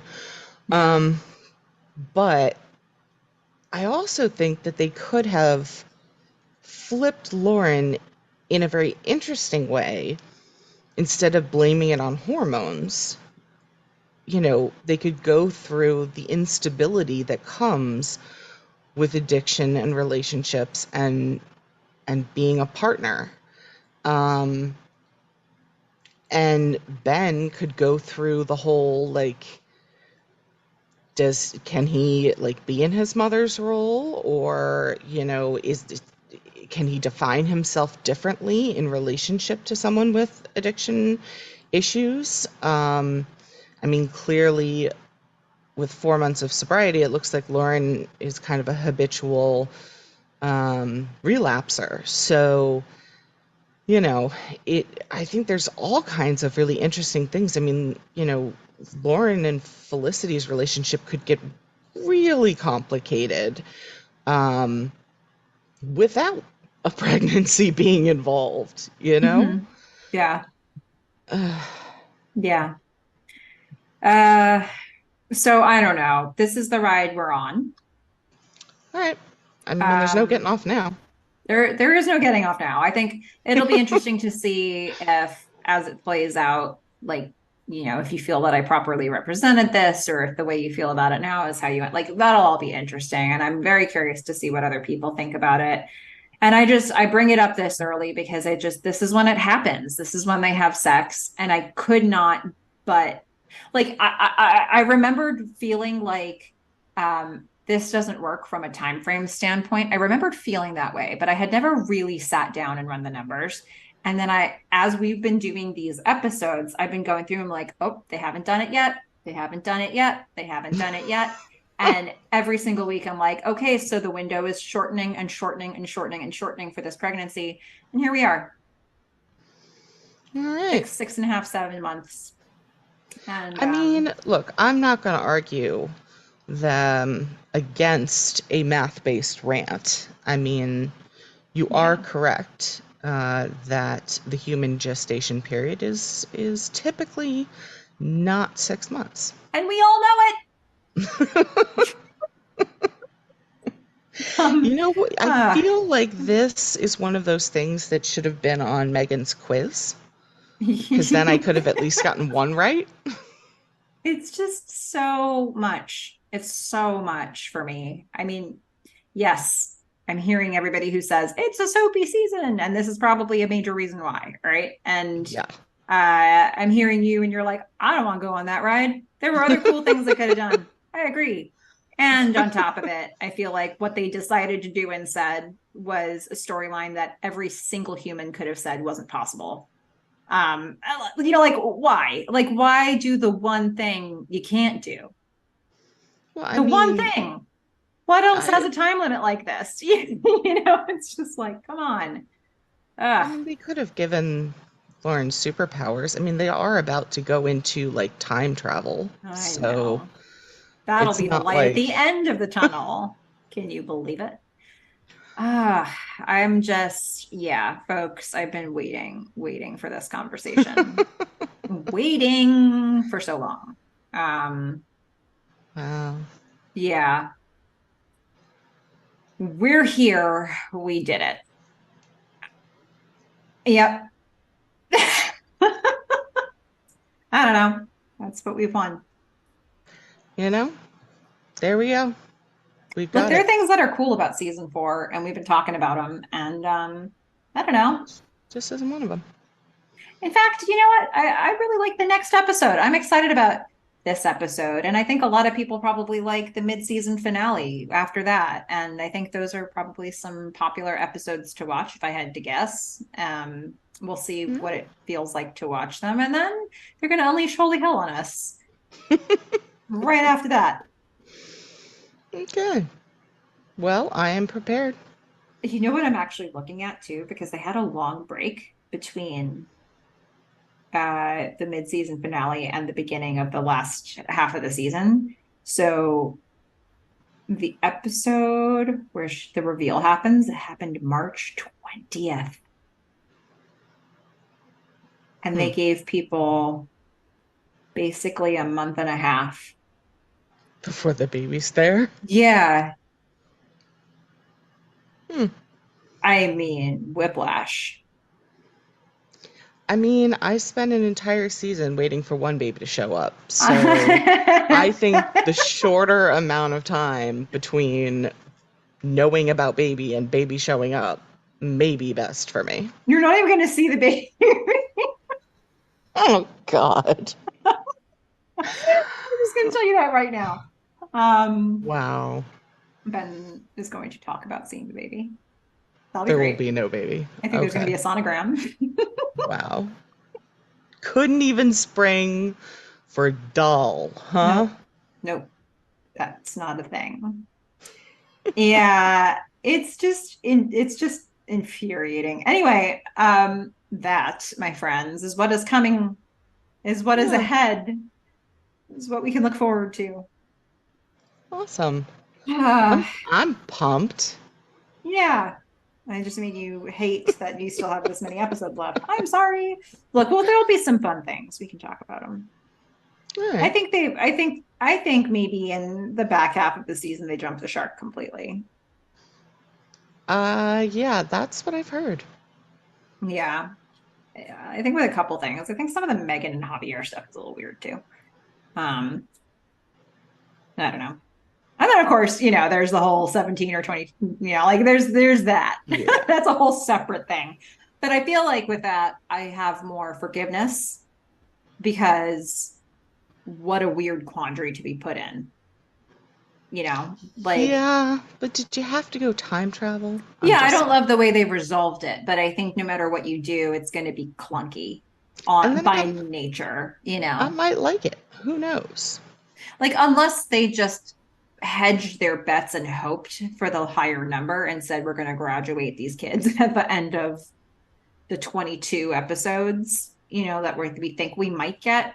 um, you know, that's dangerous because if they didn't get 22, then Yeah, I mean, they could have done what a lot of other shows do in their last season, right? Which is like jump ahead 4 years Mhm. and done 5 episodes of that. Yeah, I mean, look, there's definitely options that I think I would have preferred, but I have some forgiveness to the like, this is the very wonky scenario that was set up for the writers. And, you know, for better or for worse, this is a J.J. Abrams show, and that's the direction he was headed in. Like he was gonna be a guy who wanted to talk more about gadgets and time travel. So, all right, I get it, you know. But some of the stuff that they're doing within what they're writing makes less sense to me. Okay. There we Yeah. go. Yeah. I don't know. I mean, I don't know how much you know about the time travel stuff, and I'm not gonna like spoil this for you, but when you say time travel, it um yes, it is time travel, but the idea is also rooted in the show where it's like, let's time travel to a point when Felicity could make a different choice and see how it plays out. So it's not just Uh, time travel. so It they're not like is. going back and forth between different times. Yeah, it's not that. It is still weird and it's still sci-fi-ish and it's still mystical, but It's more it's like sliding grounded. doors. Yeah, it's grounded in a Felicity moment Got where it. it's like, oh, what if you went the other way? It is like, well, sliding doors kept going back and forth. Yeah, but the premise, right, is Yeah, like you make a different decision, like you catch the train or you don't. How does your life change depending on yeah, whether you catch the train or not? exactly. And in sliding doors, they have to show you it side by side the whole time because it's a film. In this Hmm. scenario, they've shown you how a whole thing played out. And then they're going to say, what if we rewind to a moment and have her make a different choice and see what happens with the Hmm. assumption that you remember how it played out the first time. So, um, and we've covered it in enough detail that I imagine we will. So, I have a feeling. there's that. So it's weird, but it's not like, why are we time traveling right now? It's like, okay, there's a plot point that they're trying to uncover in a new way. All right. I am ready for it. I mean, I've basically just ruined it. Like I've just like Fish is just like I was already cynical. Um, yeah. Thanks for going down this road with me. I couldn't contain myself anymore. I was just all these Melissa episodes looks where you'd be so like, Lauren defeated. seems fine. Lauren seems fine. I don't understand what your problem is with Lauren. And I'm like, you don't understand. I She don't. is fine right now. Yeah. Yeah. Okay. Well, we'll see if I jump on the hating Lauren bandwagon. It sounds like I will, but who knows? We'll see. We'll see how it goes. I'm happy for people to start trying to convince me otherwise. Get me to feel better about this, please, somebody. And I've done this, Fish, to challenge you to head me off at the pass, right from the beginning. Ugh, My heartbreak. goodness. Well, Fish, Yes. and having said all of this that has nothing to do with the episode that we were covering today, let's get back to the episode that we were covering today. Okay. Who do you have a you're the worst for today? I do. Yes. And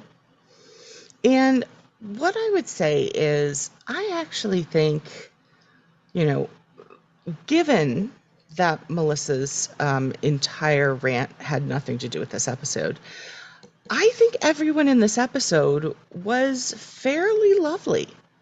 Um, a little bit with Elena, but basically good people. So this is where I would like to spoil Tennessee Williams' very famous play and movie starring Marlon Brando, A Streetcar Named Desire. So if you have not seen this or don't remember it and would like to be surprised, please skip ahead, because I am now going to rant about it and completely spoil it. Yay. 3, 2, 1. We've all heard Stella, right? Like that Mhm. passionate just yell from Marlon Brando, right? Marlon Brando plays Stanley. And he is in love with a woman named Stella, and Stella is in love with him. I think they're married. I can't remember. I'm pretty sure they're married. And they live in this tiny little apartment. And he is a horrible, abusive, emotionally and physically abusive man. Horrible. He screams at her all the time. He is controlling. And then her sister comes to live with them, and her sister's name is Blanche. And she suffers from a kind of like a anxiety disorder. And this movie is in black and white, right? So this is a while ago. Mhm. And you know, she's single, she is down on her luck. You know, she has to come live with her sister. She has some like nice clothing, but basically like everything she owns is in this one box. And she's come to live with them, and Stanley, he he basically starts controlling her too, and she can't deal with it, with all of the anxiety and emotions, and uh pretty much Stanley rapes Stella's sister. And the cry, Stella, is not a passionate, come back to me, I love you, and she runs out, to have this amazing relationship. It's Stella's kicked him out of the house because he raped her sister and he's physically and emotionally abusive. And and he is so pissed that he is just screaming at her to listen to him, to obey him, and let him back in the house so he can continue to abuse these two women. I don't consider this a romantic comedy. I don't consider this a passionate love story. Everything that seems to have been told to us about A Streetcar Named Desire in this episode is wrong. Besides the name of the characters and the fact that Tennessee Williams was gay. So, yeah, this is the problem that I have with how Streetcar is portrayed, not just here, but generally in media. Because before I saw it, I also thought that it was this passionate romantic moment. And it is not. It is a dark, dark play, like every other Tennessee Williams play. So, if you actually listened to this and hadn't seen it, heads up, trigger warning. Maybe don't see it if you don't want to watch that. It's depressing from start to end. There are no good moments that you're going to feel all like happy and warm and fuzzy about. It's never good. It's never good between them. So, if you have seen it, then you already know why this was not a great portrayal, and can warn your friends and family who, may not have known that, and may have gone into it hoping for a Marlon Brando who is, romantic and nice and passionate in a non-abusive, rapey way. So, Stanley, you are the worst. Okay. I There you mean, go. what more can we say about that? Stanley, you're the worst. You're so bad you're not even in this show. Yeah. But Um, everybody else was so lovely that I was like, take the obvious rapist. yeah. That is referenced.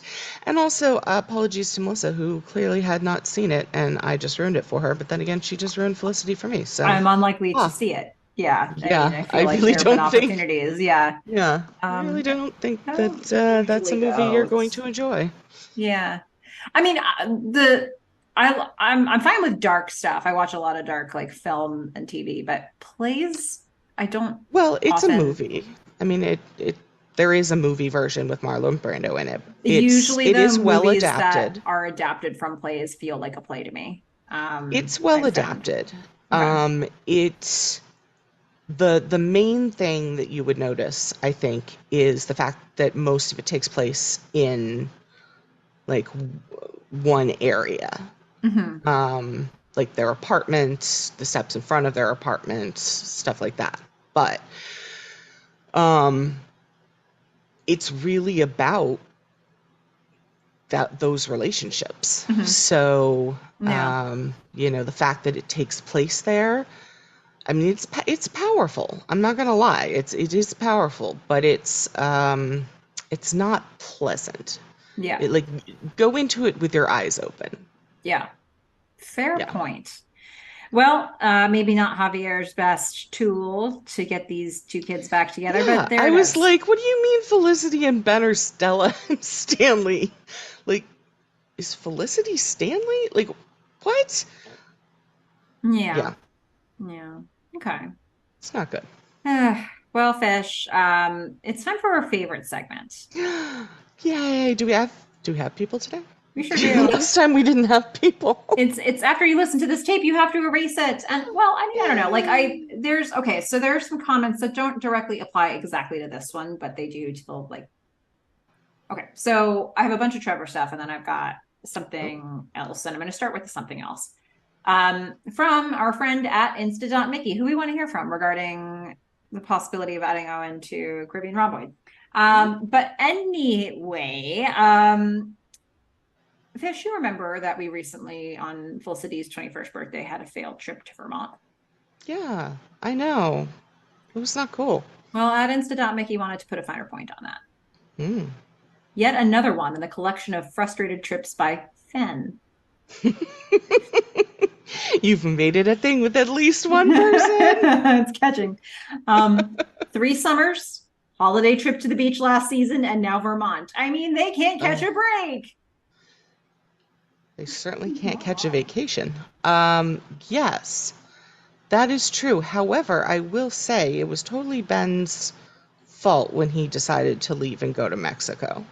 That's true. So I'm putting that one on him. But Boulder, Fish, Boulder. I know, I What a know. tragedy. That that Ah, was just the oh my universe gosh. just wanting to create heartache, mostly for me. Yeah. Aw. You had your heart really set on Boulder. I We really all got did. attached. I mean, I mean, I was yeah. just all set for like a winter Gosh. ski slope scene, and man, Yeah. especially since Well, it was a summer job, yeah, I know. ski slopes. I know. Let's talk a little bit about Trevor. Oh, We yeah. we have some Trevor stuff that we can save, I think, for we have at least one Trevor episode coming up that I think could be relevant for some of these. But let's do a few because we wanted to get your thoughts on Trevor, and boy, did you guys have thoughts. So Oh, wow. first of all, let's start with like the short and sweet from at Dixie Caliber. He was a terrible influence on Ben. Oof. Okay, that's fair. To Dixie Caliber, we feel you. Now there are a couple people who sort of agree with each other in their stance here. So we've got at Shan35. I think he was underutilized. It may have been fun to have more sparring with Elena to make the slow burn happen and make the pairing more believable. At Chris Okay, Gorham I'll take rules. that. I like it. And we got that keyword again with at Justina underscore. Adorable and talented, but underutilized. And I agree the pairing with Elena didn't seem organic. Didn't hate it, but didn't love it. Yeah. I mean, I also agree that at first, not so much chemistry, and really most of the chemistry that I saw between them, we had to watch through a window. So they Yeah. didn't try too hard. Yeah. We do have a couple of comments that are sort of more like, here's a good reason for Trevor. I'm saving those for maybe it's the next episode that he's in. But we've got one that's just like, we're going to go hard on the negative because that's how we are today. That's what we're doing. All right. At Queen Shalana 75 is not having it. Okay. Okay. We've got once again lazy writing. And I hate how they just threw Elena in these pointless relationships. Please do a podcast interview with Tangi. I would like to know what was going on with her character. I mean, I don't know that Tangi Miller had so much control over it. I think perhaps we need to blame the writers. I agree. Blame the writers. I think getting Tangi on here and being like, Tangi, explain yourself would be unfair placement of blame. She must have looked at some of these scripts and been like, what the actual? Yeah. First of all, she probably flipped through and was like, oh, I'm not in this one. A lot of the time. And when she was, it was like, oh, 2 sentences. Cool. Excellent. Sadness. Yeah. I don't know if she's got a whole lot coming up. I mean, pointless relationships. I mean, we have Blair, Tracy, DeForest, and Trevor. Am I missing someone? Yeah. Oh. McGrath. Oh, right. God, I blocked that one out. That was oof. Good times. Great old yeah. I mean, I would say I don't know. I feel like McGrath was and gross. Finn. Oh, that's not a relate. That was one night. Yeah. I mean, Tracy is clearly the most substantive. I like what they were exploring with DeForest. Blair at least let us know, that the writers didn't know how to say Tara or Tara. I agree. I think they could have done better with Blair. I don't know what's going to happen with Trevor, so not much. I don't. And I really wish McGrath hadn't happened, but I understand why it did. It just didn't have to be so gross. I guess it did. Yeah, I mean, if it wasn't, then they wouldn't have made their point. All right, so I guess I will give them I will give them 3 of the relationships, and I don't know on Trevor yet, and they could have done better with Blair. Yeah. Okay, I hear what you're saying, and we hear you at Queen Shalana 75. We hear you all, and we're gonna palate cleanse on this one. We might end up resuming with him in like the second half of the season. I can remember some scenes with him, but aren't we already in the second half of the season? Oh, were you counting the extra 5? No. So the mid-season finale is, I want to say, 2 episodes from now. You're going by calendar time. Okay. I was like 17 divided by 2. Yeah. We're already on episode 9. But plus 5. Right. That was like, are you counting the extra 5? Right. Yeah. Got it. Yeah. And also you'll see where there's like an obvious sort of segmentation in the story before they get into all the great stuff they're going to do in the last half. Anyway, I will notice the time travel. Well, I mean, I think you'll also notice like where they had a mid-season finale. Okay. Like it's actually a very memorable It's a memorable finale that became more memorable because of September 11th. Oh, So I think there's no getting around how it plays out. okay. Hmm. Yeah, that'll be interesting to talk about. Um, yeah, so okay, folks, look, it's time for us to rate this episode, and you might be saying to yourself, "Where is this going to go?" Because these two have just chewed our ears off over the most like what are they going to spoil next? Like and then hate. So I hear you. I hear you. Fish, do you want to go first? Or do you want me to go first? Um, I mean, I can go first because honestly, I think we're probably going to end up around the same area because the things that we had problems with weren't actually about this episode. Correct. They were about future episodes and or a play completely unrelated to the plot. Um, I mean, I But am. they I'm. just to interject, they chose that play. Like they could have picked anything to reference. Yeah, that And was. so This was not a good I portrayal. do think that your critique is relevant to your rating because they could have picked from how much literature, I know. and they Like, picked why something. would you pick Tennessee Williams Yeah. in Streetcar to compare Ben and Felicity's relationship? It Yeah. makes no sense. But anyway, for those who skipped the spoiler part, not going to repeat it. Um, but I will say I liked the Lauren stuff in this episode. I thought it could have been really interesting pre Melissa's rant. Right. Um, so yeah, I'm not going to ding the episode for that.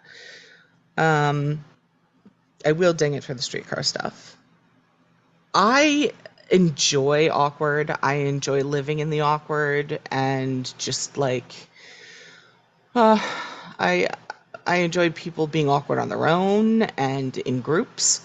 Um, so I liked Owen. I generally I found it enjoyable as an episode.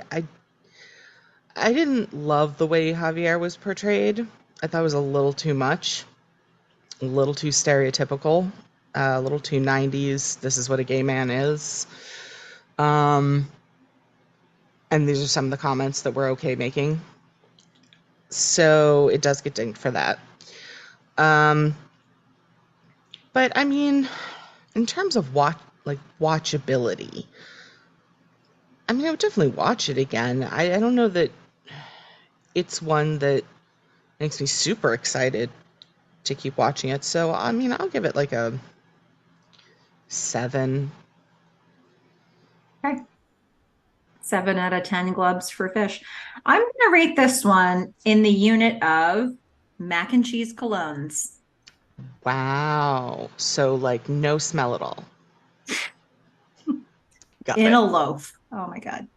So much fighting. Okay. Anyway, so I'm actually going to give this one 8 out of 10 mac and cheese colognes, which may come as a surprise to those of you who listened to everything I said in the last, 40 minutes. But I I actually look, that's not about this episode.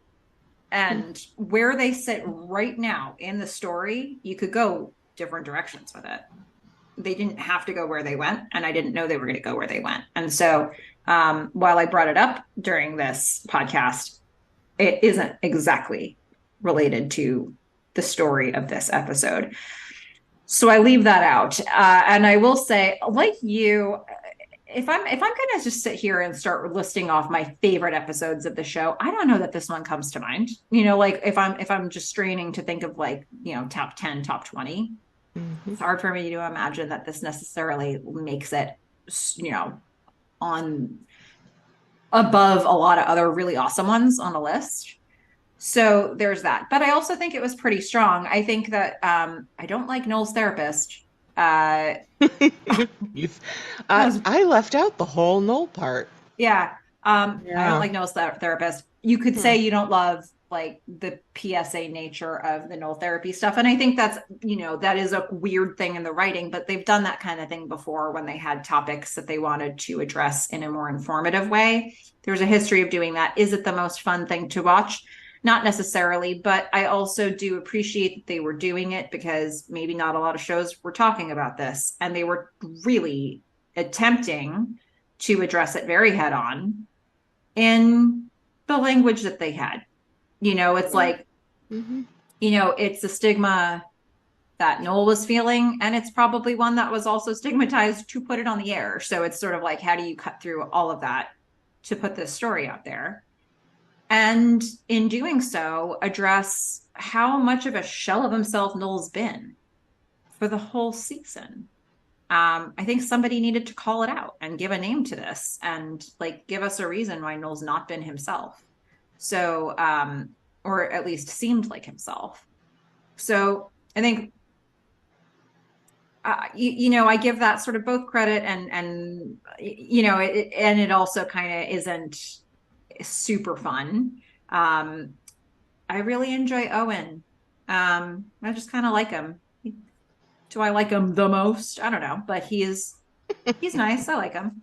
So I don't know. It was strong, and it's not the strongest. So we've rated a lot of episodes at this point, and I think that kind of helps me see where this sits. Um, but for me, giving this one an 8 is actually one of the stronger episodes of this season for me so far. Yeah, and I think for me it's one of the weaker ones at a 7, and I think I was already accounting for the Nolan therapist kind of stuff and thinking over the overall just watchability of it. I think for me those scenes aren't particularly stimulating. I guess maybe it's a wash, but you know, there were parts I really didn't like about. There was two parts in particular, one word and one sentence that I really didn't like. Wow. Yeah. But like in general, they weren't, as you said, the most exciting to watch. And I think the other part was just the lack of chemistry between Ben and Lauren. I feel like if they had more chemistry and I didn't find it so cringy, um, I would be more interested in watching it again. I think it plays okay though that you don't think they have chemistry. Yeah. Like that will not disrupt your future understanding of Lauren one bit. If anything, that will aid it from where they're trying to go in the story. So like I think Well, it in this episode, they were basically it wasn't necessarily because they were that into each other. It was she wanted to forget and he wanted to forget. So it's yeah. like they didn't have to have a lot of chemistry. They're just trying to, forget for one night. They're like, you're, I don't know, semi decently attractive enough to, you know, have sex for 15 minutes. But like from again, just me wanting to watch it again. Yeah. Meh. And like the great news is they're not going to try to make you be like, Lauren and Ben are this awesome thing. They're going to be like consequences, like it's going to be like, wow, these two kids, they did that. Oops, You know big what they mistake. needed? They needed that demonstration from the health guy Yeah, way back. Was that season one? that was season one. So you Yeah. want one PSA to talk to another. Yes. Yes. That is what I would like. I would like that guy to come back and explain to them what they did wrong. Yeah. Is it like, I remember this one summer where I had a job scooping ice cream, and all day long I was scooping ice cream. And then Hmm. somebody came up to me and like, do you want some ice cream? I was like, no, because I've been staring at it all day. Guys, they used to do such fun things on the show. Felicity she was a mess freshman year, I'm telling you. But she's She's a mess now. still a mess. She's a different kind of mess. All Yeah. right. The Anyway, mess has evolved. so, folks, we want to hear what you have to say because not only could you talk about this episode, but you could basically talk about the rest of the season. Um, yeah, because I did that to you. So go ahead. Tell us what you think. All right. Write to us at themelissafish@gmail.com. The Melissa, that's Melissa with one L, two S's, themelissafish@gmail.com. And while you're doing that, if you want to kind of get amongst it with the conversations we're all having, find us on Instagram at Felicity Podcast. Plus, if you want to know when we drop a new podcast episode, you can find out by signing up for our newsletter. You can check out the show notes wherever you're listening to this podcast and look for the link there. And hey, while you're doing that, I'm going to give you another thing to do. Okay. Rate and review this episode, this podcast, because it helps other people find out about this podcast and our whole community. They could be part of the conversation with you. So all those are all the things. Fish. Mm-hmm. My goodness. I'm emotionally drained. I don't even know what I'm saying anymore. I'm just, I'm coming down, but I am excited about the next episode. Okay. Which is called Fire. Fire? Yeah. Interesting. What do you think that one's about? The only times we've had fire is when people tried to have sex. That's true. Fire. My prediction is because they really want everyone to live in the awkward, that Noel will get a new apartment and it will burn down, so he has to come back to live in the loft again. That is my prediction, because there's no way they're gonna let Noel go off and be on his own. Maybe Zoe starts the fire. I don't know. Maybe she's a fire starter. Prodigy is a great band. Anyway, that's my prediction. Noel moves out, and Zoe burns down the apartment complex. Wow. So he has to move back into the loft. I like it. Well, one thing I do know for sure is that we didn't start the fire, because it was always burning since the world's been turning. That's true. Also, yeah. The boss is the boss. That might be also accurate. Is that the same reference? No. Prodigy and Bruce Springsteen are two different entities. And also, Bruce Springsteen is different from Billy Joel, who's saying, we didn't start the fire. I love this podcast episode so much. We are such a hot mess. We are. But also remember, I was the Prodigy fan. I should not have to know the difference between Bruce Springsteen and who was the other guy? Billy Joel. Right. That's not my genre. That's not. My genre is heavy metal and sometimes punk. Sure. So. Okay. Good times. I'm glad we had that little confirmation.